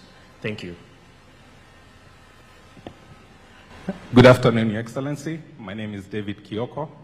I'm here to represent manufacturers. I'm domiciled at Tononoka Group. We are one of the leading steel manufacturers in the country with the largest capacity compared actually to most plants in East Africa. We tapped into this program actually the first day you did the groundbreaking at Kibera. I think you are so fresh in office when everyone else was not believing in your dream. And I'm happy to say today that the numbers we can see, we took a risk that is now rewarding. And I'm happy to be here, and I'm ready for the discussion. Thank you. Thank you very much. What's your name again, did you say? David Kioko from Toronoka Group. Good morning, Your Excellency. My name is Miriam Bomet. I'm the head of policy and regulatory at the Kenya Association of Manufacturers. I coordinate the manufacturing sectors in Kenya. There are about 13 sectors, from pharmaceuticals, steel, and one of the stories that really hasn't come out here is the impact on manufacturing sector. Your Excellency, we have about 9 different sectors who are actually beneficiaries and contribute to the build sector, the housing agenda. We range from steel, as you've heard, cement sector, you have electricals, you have the plastic sector, you have ceramics, and Your Excellency, the leaders and the representatives are actually here today representing the industry here. So Your Excellency, the impact of the manufacturing sector is actually one of the areas that we'll need to watch, because manufacturing continues to be the highest formal wage employer in the country, and the continued sourcing by contractors of local materials here in Kenya, we are able to see this rise of employment and even get to the 1 million jobs we need to attain by 2030. So the story of the manufacturing sector will also be part of the housing agenda. And of course, we want to appreciate the State Department of Housing, who've continued to make sure that manufacturers are coming to the table to come and discuss what capacities they have to be able to supply the market, and also tell the contractors that we have local materials, please make sure that you also source from the industry. So we thank you so much for this opportunity. Government's projects continue to provide market access to industries here in Kenya. So this is actually quite good. And congratulations to the interns who are here. Maybe a word for them is that the industry actually needs skilled workers. Majority of the employees who are there are actually skilled workers, not the real professionals and the skills that you see. They go for the real people who have skills. So this is actually an opportunity for them to get experience and to see whether they will be able to tap in. Being a woman again, it was so impressive listening to the women who are here. And congratulations to them, and of course congratulations to this program for putting them also on the forefront to show that women are able to also enter into these fields. Thank you. Good afternoon, Your Excellency. My name is Harveer Singh Sethi from Landmark Holdings. We are building contractors and main contractors on a number of the affordable housing projects across Nairobi. Through this program, and because of its sheer scale and volume, we've had the opportunity to invest in aluminium formwork. We met a couple of months ago at Konza when the formwork was arriving. I can happily say now we are using the formwork. We are able to reduce SAB cycle times from 21 days to 7 days using this formwork. Within just the first 6 weeks of using the formwork, we have managed to upscale casual laborers to aluminium technicians, formwork technicians. I will work with State Department to come up with a new trade of workers called aluminium formwork technicians. We'll work together to find a way to certify them. So our aim through this program is to build scale, is to upskill our labor force, to encourage these interns to get involved with new technologies, see what the Asian tigers have been doing, how they have done it successfully. This, like you said, is tried and tested. We're not reinventing the wheel. We are just moving with the times. We want to thank you, Your Excellency, for this amazing opportunity. Without your vision, this would not be possible. And tuko pamoja. Thank you very much, sir. Thank you very much. Abian? Sethi. Set. Hello. Good morning, Your Excellency. I think it's about 12 o'clock. My name is Engineer Anthony Mwangi, and we have met a couple of times. I'm the MD for Dalab Construction. I have about 10 projects that I'm doing. I have one in Karatina where you came the other day and you did the groundbreaking. I have another one at Thika, Kabati, Kiabu, where I would likely ask you to visit us one of these days. I'm also doing institutional housing, 3 universities, cooperative, multimedia, and Kenya School of TVET. And I have a couple ESP markets that I've taken over from some of our fellow colleagues, contractors who got stuck on the way. We are helping them also, the smaller size contractors. I'm a civil engineer by profession. I studied in USA and I came to Kenya. I worked there for 20 years. And I came and I went to roads construction, Kenya National Highway. I've done a whole lot. I was recently maintaining Thika Superhighway. But when this program came, Your Excellency, it's a huge opportunity. Some of these things I used to see happening in the United States, I never thought they're going to happen here at home. And I can tell you, I am very proud of you because of the boldness and the courage. Sometimes when I listen to you telling people this is the way to go, and I know you're the visionary, but I just wish they could see how other bigger countries have transited and became what they are because of what you said here, the construction industry. Your Excellency, I have employed about 2,500 workers currently. And the most amazing thing is that being back here in Kenya, I competed with the Chinese, and they were a little bit ahead of me when I came here because, of course, they had the resources. But today, I don't think I would even consider Chinese as a competitor anymore, Your Excellency. You have given me an opportunity, number one, to be bankable. When I go to CDN Bank, when I go to HFC Bank, when I go to KCB, they now come looking for me. I have an account that is receiving almost like 1 billion shillings. And these guys, they want us now. Previously, when we went to look for money to construct, they didn't want to hear anything from us. They told us we are contractors, we are doing government projects, we couldn't get paid, so they didn't want anything to do with us. But today, Your Excellency, the banks, all the industries, they are camping at our doors because of this program. The Mama Boga who feeds people in my construction site, you will come and see her coming there every day, and she's guaranteed for a job for another 2 years in one specific site. So she goes and she comes and tells me she wants me to help her to put together some money so that she can be able to go and buy unga to make chapati. So when I give her money, she tells me, I want to give you the names of those workers. When you're paying them on Saturday, you deduct the money, pay yourself, and then you loan me again. So her money is guaranteed, it won't get lost. But now she has an enterprise. The drivers, Your Excellency, you know, there are things that here we may not articulate. Drivers that we have hired to track the materials from quarries. We have revived dormant quarries, Your Excellency, which didn't have even hope. Those people are back to work every day, crushing aggregates, cutting stones. We can go on and on and on. But this enterprise, what I would say is that it's not for millionaires or billionaires. It is capped, as you said. This is not an enterprise where contractors will be the richest. No. But it's an enterprise that is going to give us a lot of equity. We are bankable. We have resources. Now I have almost like 10 batching plants. And I heard a lady here say that she has employed watu mkono wa kukoroga instead of using the modern technology. And that is great.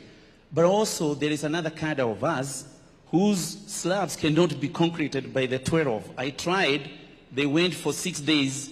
And some of them I actually had to look for medicine to be able to resuscitate them. So we had to look for batching plants which can handle 1,200 cubic of concrete. And now we own equipments that can do or perform the modern technology. That was unforeseen. In Kenya, we never thought we could have those things. And we need to clap for you for enabling us to do that. Thank you, Your Excellency. Thank you very much, Anthony. Have I visited any of your sites? Yes, you came to Karatina the other day. We had a very good time. AHP Karatina. Oh, yeah. The market. No, AHP. The affordable housing. The affordable housing. Oh, yeah. The one that we were there the other weekend. Yes, Madera. Very yes. good, very good, very good, very good. Yes. Thank you very much. Yes. Asante sana Bwana Mwangi. Thank you. And thank you very much for speaking to me on behalf of many people, you know. And we are going to go into this conversation shortly. Yes, my friend.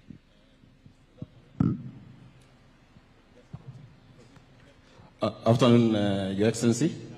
I'm Chris Abuga, MEP, engineer, electrical engineer by profession. I run a firm by the name of Links Consulting Engineers. I lack words because when we started the program, we focused on what we knew, and PS had a dream, which I know he came and consulted with you. That's why he was talking about manufacturing. We've just recently gone to tender for the MEP equipment for all the sites, all the 250 sites plus we focus for the next 5 years. Whatever we are doing was not imaginable when we were sitting in the first table when we were discussing, but with time it has become a reality to us. I know with time the effect will be seen because we've seen the response from the public. What I'm talking about is lifts, LV boards, water treatment plants, sanitary ware. So one thing, as my experience, which was given by affordable housing, there is something that has happened that I know all the consultants around here will talk about, majorly the MEP engineers.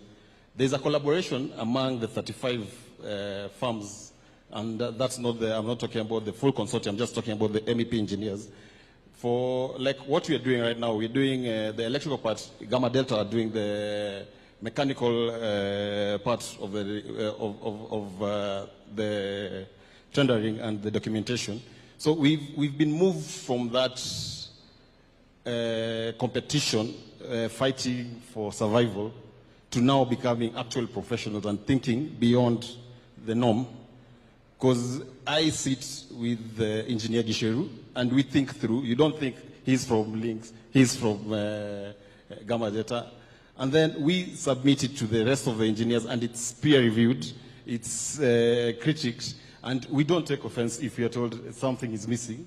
So we have had a whole 7 months of back and forth of coming up with there are 17 documents. So it's so transformative that sometimes you sit down and think about it, and we never thought we could do anything to this scale in terms of MEP engineering. So what I'm talking about is we are envisioning we've gone to tender for manufacturers. We are not doing suppliers. We have gone to tender for manufacturers of the MEP components. The incentives that are being given, which I know PS will speak to, we've leveraged on the economies of scale. An example is lift. In the next 5 years, we anticipate 58,200 lifts. We've been doing an annual lift of 700 across the country. Right now, we have upwards of 3,500 lifts demand. So the market is there, the pipeline is there, the encouragement is there. I was surprised. Some people told us when we capped the price, actually, as we speak, we're inspiring manufacturing, but we've capped the price. It's not open. We've worked from first principle, like the lift, and that's why I'm saying now we think professionally. We've actually always used to send an email to China. They send back a quote for lifts. Right now, we send an email, we ask for the components. We start from the rope to the car to the sheet itself that is making the car.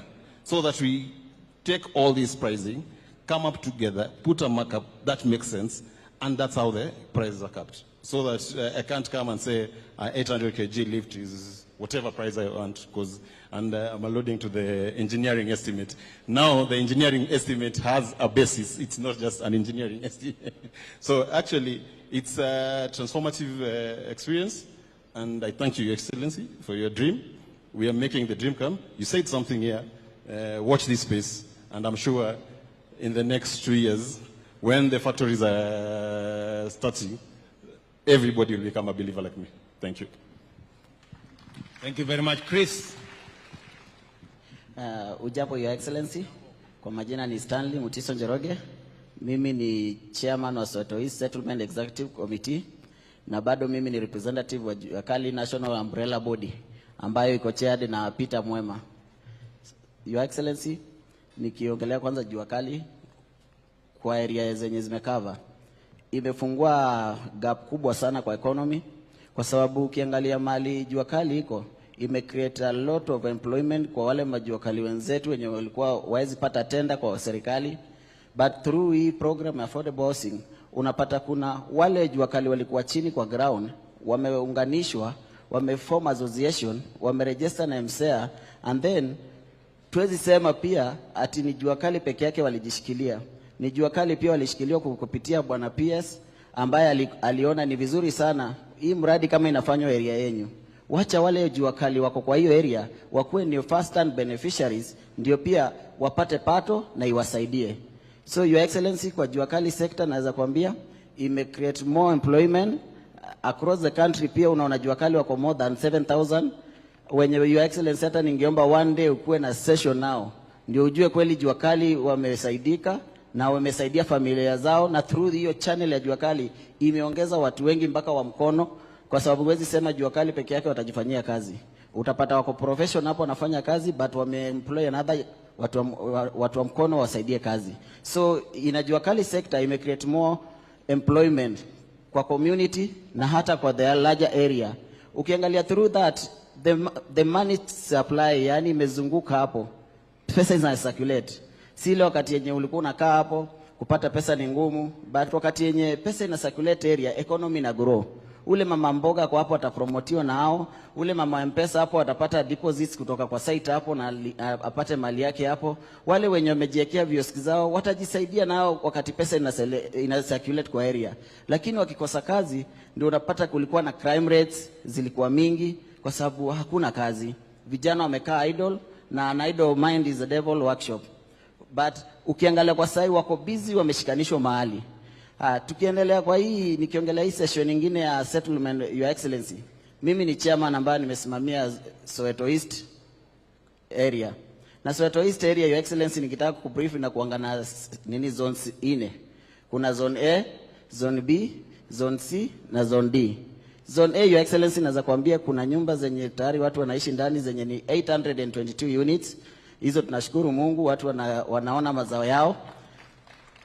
Then Your Excellency, kuna zone B yenye saa hii inaendelea kumalizwa, na tuna hope itakimbizwa kwa muda inafaa na tuwakro on a timeline, kwa sababu tuko na 4,465 units zenye tunatarajia hii mwaka, na tutaziand over hii mwaka kulingana na ile plan yenye wako nayo na timelines.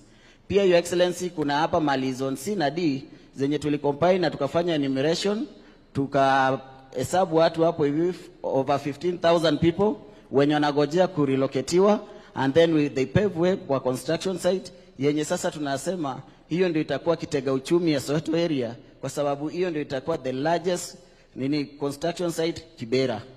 So in total, Your Excellency, kwa zone yetu tuko na over 20,000 families zenye zina benefit na zenye zitakuja kubenefit kwa hii mradi ya affordable housing project hapo Kibera. Asante sana. Thank you very much, Stanley. Na kwanza Happy New Year. Happy New Year, Your Excellency. Sijaonana mwaka huu. Aki tumezungukana na wewe mara mingi. Sasa nieleze, kwa sababu sijafika pale Soweto kwa hivi karibuni. Yeah? Kwanza, I just want to tell these good people, we have very wonderful people in Kenya. Watu ambao wanaishi pale Soweto, tuliongea na wao na tukawaeleza we want to change the houses for you. na wote wamejiandikisha. We've done phase 1, wameondoka. Phase 2 wameondoka. Phase 3 na 4 ndio tunapanga saa hizi.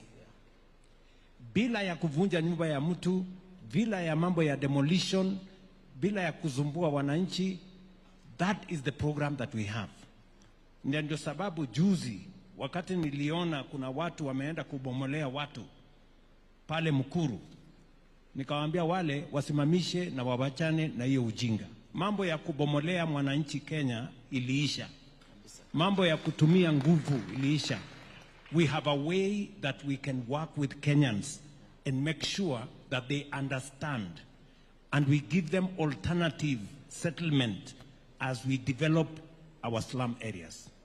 And Stanley and your committees, you have been phenomenal. You have been great. Kwa sababu nyinyi ndio mnafanya na sisi kuongelesha wananchi waelewe na wajue ya kwamba wakiondoka pale tukikamilisha nyumba, they will be the first beneficiaries. Mimi nataka nikuulize Bwana Mtuku, umetuongelesha mambo ya jua kali. Na nimezungumza na wanajua kali wengi. Zamani walikuwa wanapata kazi leo, kesho hawana, wanapata mjengo dirisha moja, siku hiyo ingine dirisha 2. Mimi nataka nikuulize, leo madirisha, tulikubaliana na Bwana Hinga ya kwamba hinges, madirisha, milango iwe standardized. Na tuhakikishe ya kwamba ni quality ambayo ni ya juu. Wewe unaweza kusema ya kwamba mumefikisha hiyo quality? Do you understand that now jua kali wanatengeneza standardized doors? Kwa sababu zamani tulikuwa tunafanya designer, kila door is different from the other one, every window is different from the other one. You understand that? Yes. Okay, Your Excellency, uko chini kwetu kuna profession bodies. After jua kali tumetengeneza mlango, kuna wale wanakuja supervisors wanaiangalia, kuna architects wana make sure it is the right nini door ama windows ama staircase nini zile nini balustrade zile za kuonyeshana kuwa zimepitishwa kulingana na ile drawings, zimepitishwa kulingana na ile quality yenye ilikuwa imeandikwa, such that hatutaenda kufanya a short work yenye itahatarisha maisha za watu hapo usoni. So the quality yenye jua kali na deliver ni the best quality yenye iko approved under professional bodies. Yeah. Nakumbuka the first time I met you. Yeah. Na nilikuambia hii Kibera tutaibadilisha kutoka slum itakuwa estate. Yes, in 10 years. Yeah? Saa hizi umesema the first 800 iko tayari na watu wanaishi. 4,460 something hapo Hinga, when is the estimated time for us to deliver? I saw some painting going on. Yes, we are the first blocks zenye tulianza finishes by April. It is done. So by April. So tell your committee members, April, May, June, we will be handing over the other 4,000. And I also want to tell you, the other 15,000 housing units, we have already issued the contracts. Yes, we have already awarded the contracts. Yes. And it's now, we just need to agree on the enumeration. As you said, ulio mambo ya kifo ulisema tuache. Correct. So we are negotiating, they are tough negotiators. Yes. But hatutakosana, and in the next coming weeks, wataondoka vizuri, and then we will start the construction. Nikuulize Stanley, kwa sababu hata wewe ni mtu ambaye unatafuta nyumba pale. Kabisa. Ni kweli? Kabisa, Your Excellency. Unajua kwa mfano utakuwa unalipa pesa ngapi ndio uwe owner ya hiyo nyumba? Do you have an idea? Yes, I have got an idea. Yeah, unajua sisi kwetu tulikuwa tunajua the 10% yenye tulikuwa nalipa na yenye tunapeana the deposit ilikuwa bed sitter tunapeana 60 as a 10%. That means that tunainunua 600. And then tulikuwa na 1 bedroom yenye tulikuwa tunaipeana na 100, saving ya 10% ni 100, which means that in 1 million. And then tulikuwa na hiyo 1.5 yenye tunalipa 150 as a deposit. So hiyo tuko comfortable nayo sisi. Na kila mwezi rent to own itakuwa kama pesa ngapi?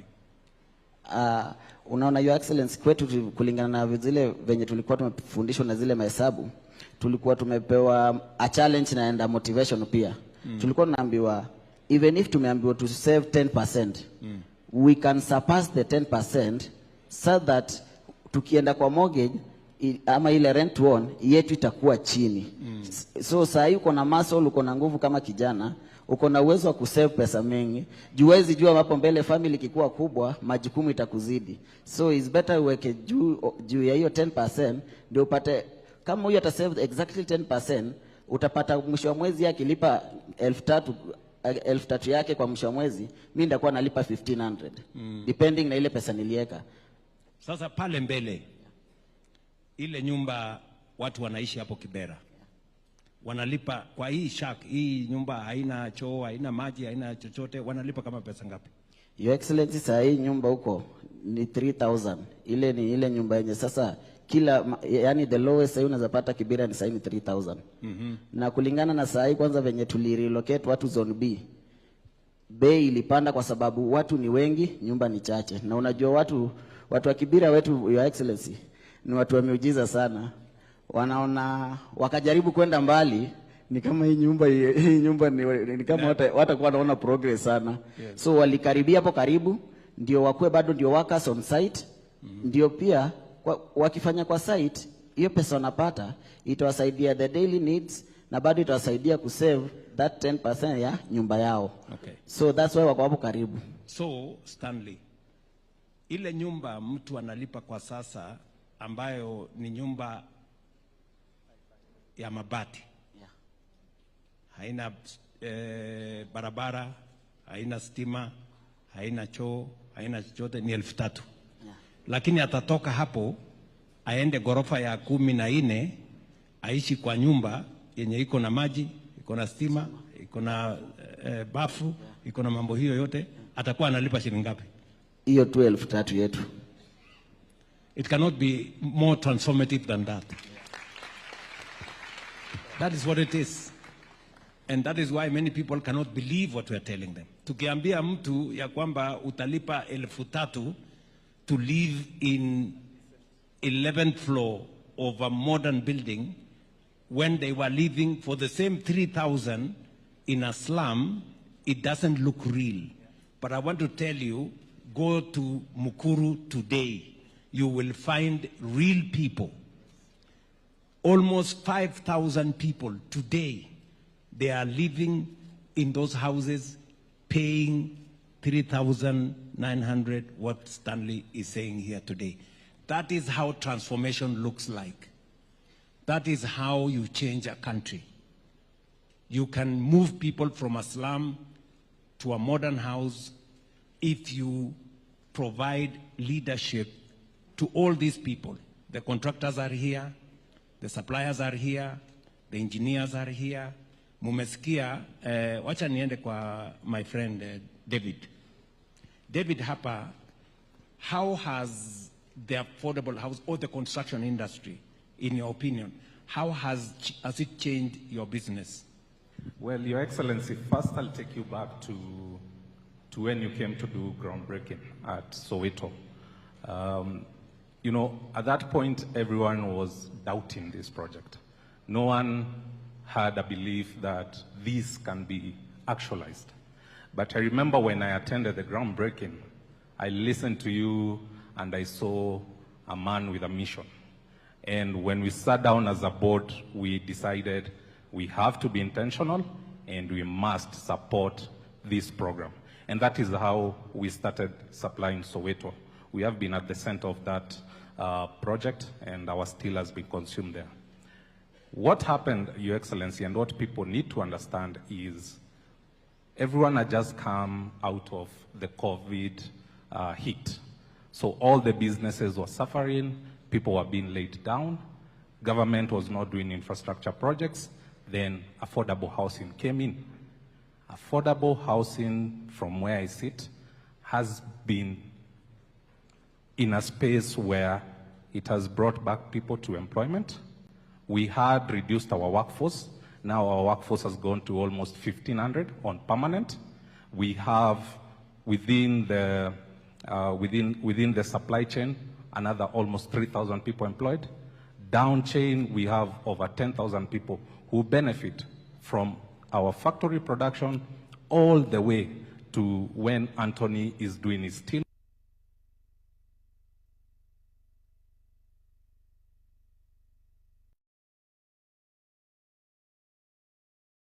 Around so many things. It works around me increasing my capacity from 200 tons a day to 300 tons a day. Me increasing my fleet from 20 to 60.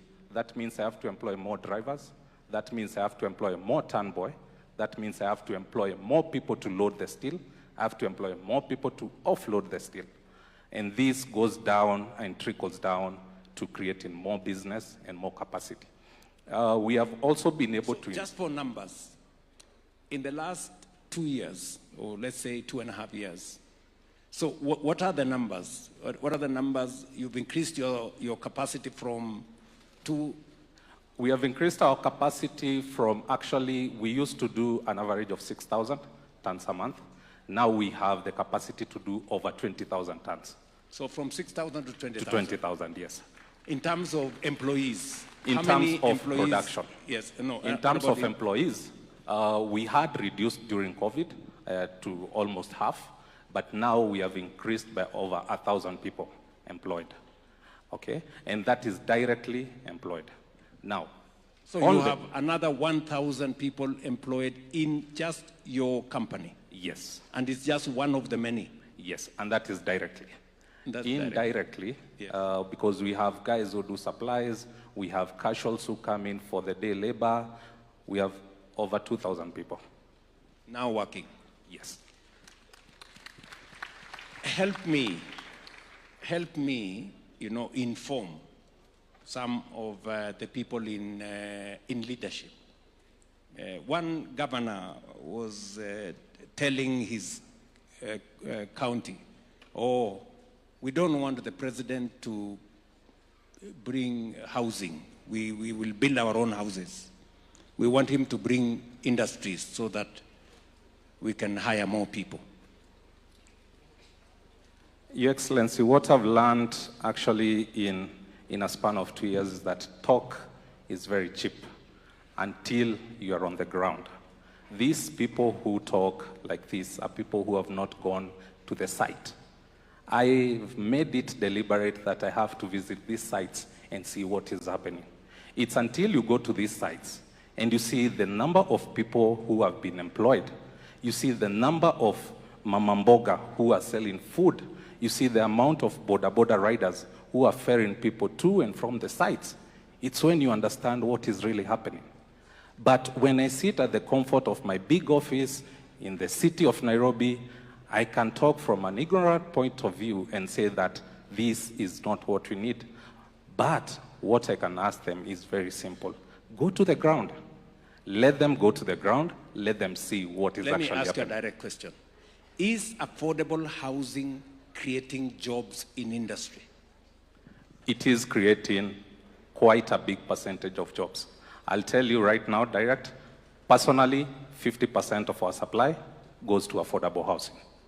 Yes. And so you are employing people working in industry supplying affordable housing? Exactly. Now, there is also another allegation that was made by some of my competitors that for every steel that you supply, William Ruto gets a percentage.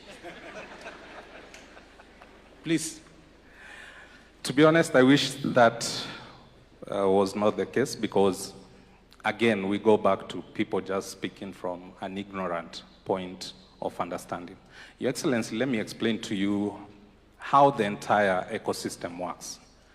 One thing you have said today is, watu lazima wajitume, all right? When this project started, we took it deliberate that we have to go and look for the contractors. You cannot sit and wait for the contractor to come to you. We have no laxity for that. The people who are saying, oh, chuma ni ya Ruto, simiti ni ya Ruto, are people who do not understand how marketing and how convincing works. If I don't go looking for Anthony, he has no time to come looking for me. I have to be the one initiating a conversation and asking Anthony, the project you have in Karatina, between now, the point you get awarded and the time you get your advance, how can I assist you do some milestones? You see? But this is a conversation that has to be intentional. You have to be on the ground to understand it. So all these people who are saying these things, it's unfortunate, but the devil is a liar. Today they are being shamed. Thank you very much. So let me ask you one more. Because we want to deal with the monster of corruption, in your business, in your association, and this also goes to Lillian, because for us to succeed, we have to work with integrity. Has any of your members, starting with David here, has any of your members been subjected to harassment that for them to supply affordable housing with their steel or their cement, there must be a percentage, to be given to P.S. Hinga or the minister, or William Ruto has sent somebody that they need a cut for them to supply affordable housing? Do you have any experience, David? Has it come to your company? Do you know any other company that has been subjected to touch? And finally, to Lillian, has any of your members, because we want to work transparently, if any of your members has complained that they have to bribe somebody for them to supply to any contractor in our affordable housing program, please help me. Let them step forward so that we can deal with corruption if it is there. Your Excellency, that has not happened. Actually, the only harassment we have, especially in the steel industry, is supply timeline. Because the contractors want to deliver on time. So they have to harass you to make sure you deliver steel or be it cement on time. So corruption doesn't exist in this space, and that is one thing we have to give it to you as the leader of government, and also to the State Department for ensuring that there are no leaks and there are no gaps for such practices to be brought on board.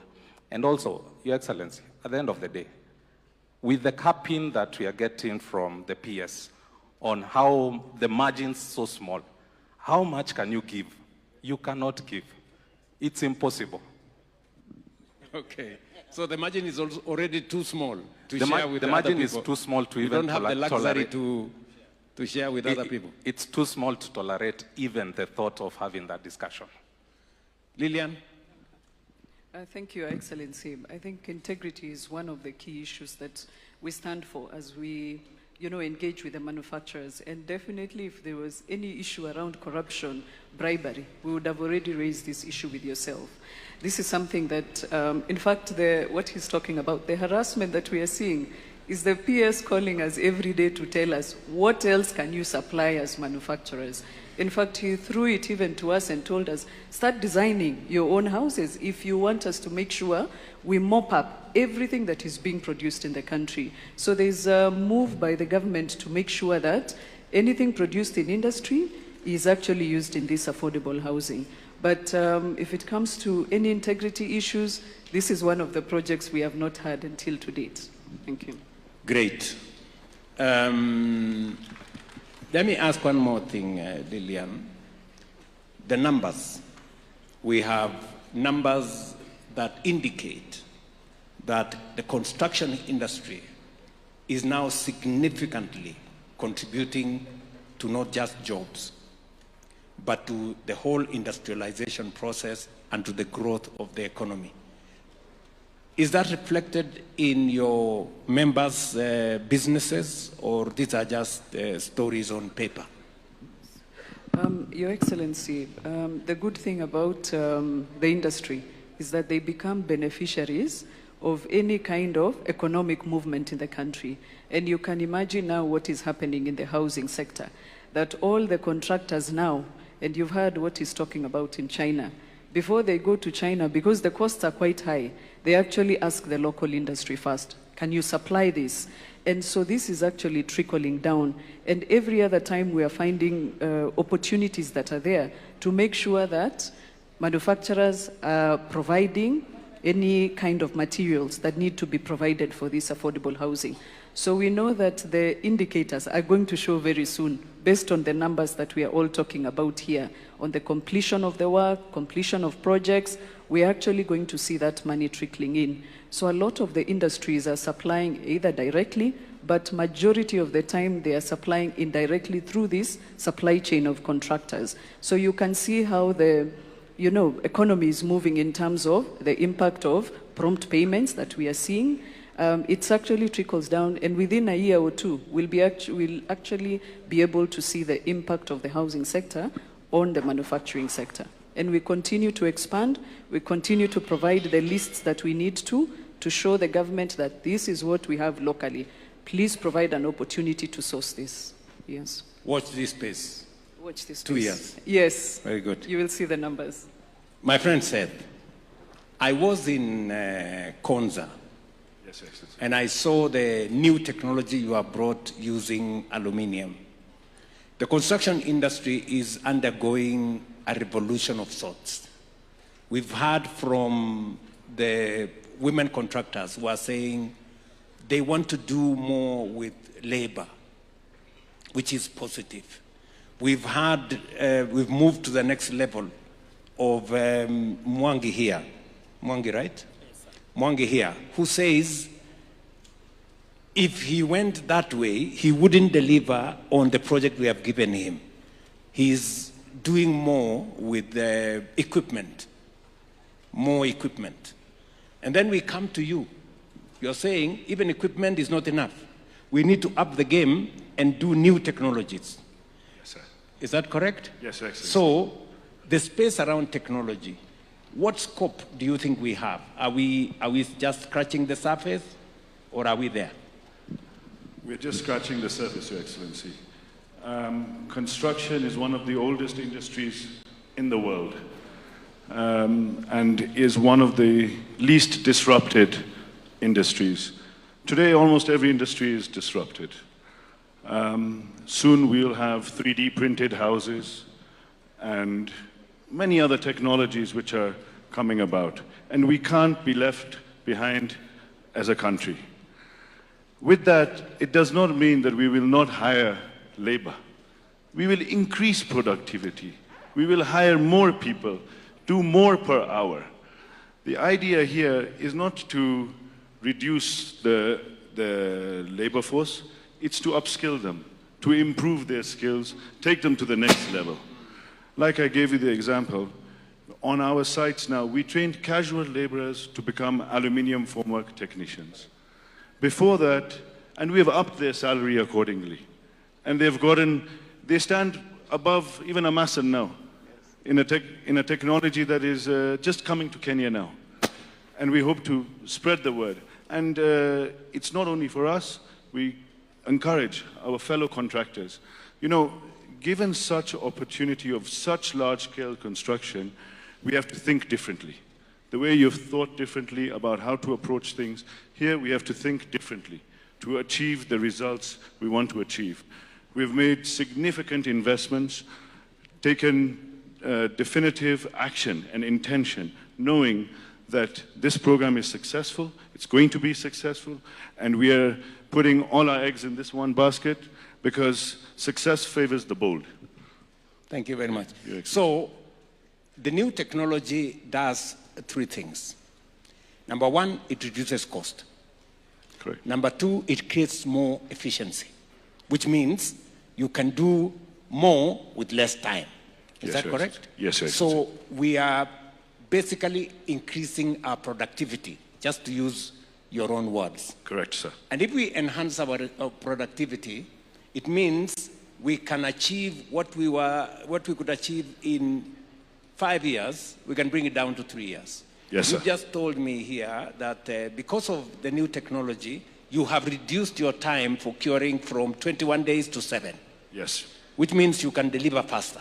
Yes, sir. And you can do more. Yes, Your Excellency. And you can be more efficient. That's and right. it means you can, with the same number of people, you can do more. So it just helps us to be much more efficient. Yes, Your Excellency. And progressively become much more effective and also cost effective. We can then begin to reduce the costs. Is that right? That's very right. I am told by Hinga we are pressed for time, but we won't go until Mwangi speaks. Mwangi has said something phenomenal. He says he has the experience of working in America, and he now has the experience of working in Kenya. He has also told us that there are banks that could not open the door for him, but now they welcome him.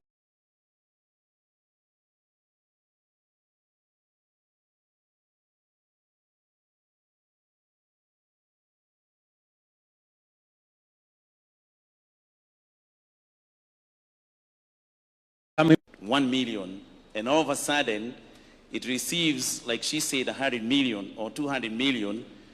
A lot of my contractors, of course, they had to even get started a little bit, because psychologically that is not something you're prepared, and none of us knew anything like this could be practical.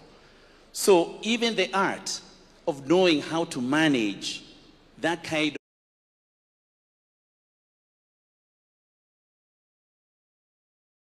of money, it is becoming a new thing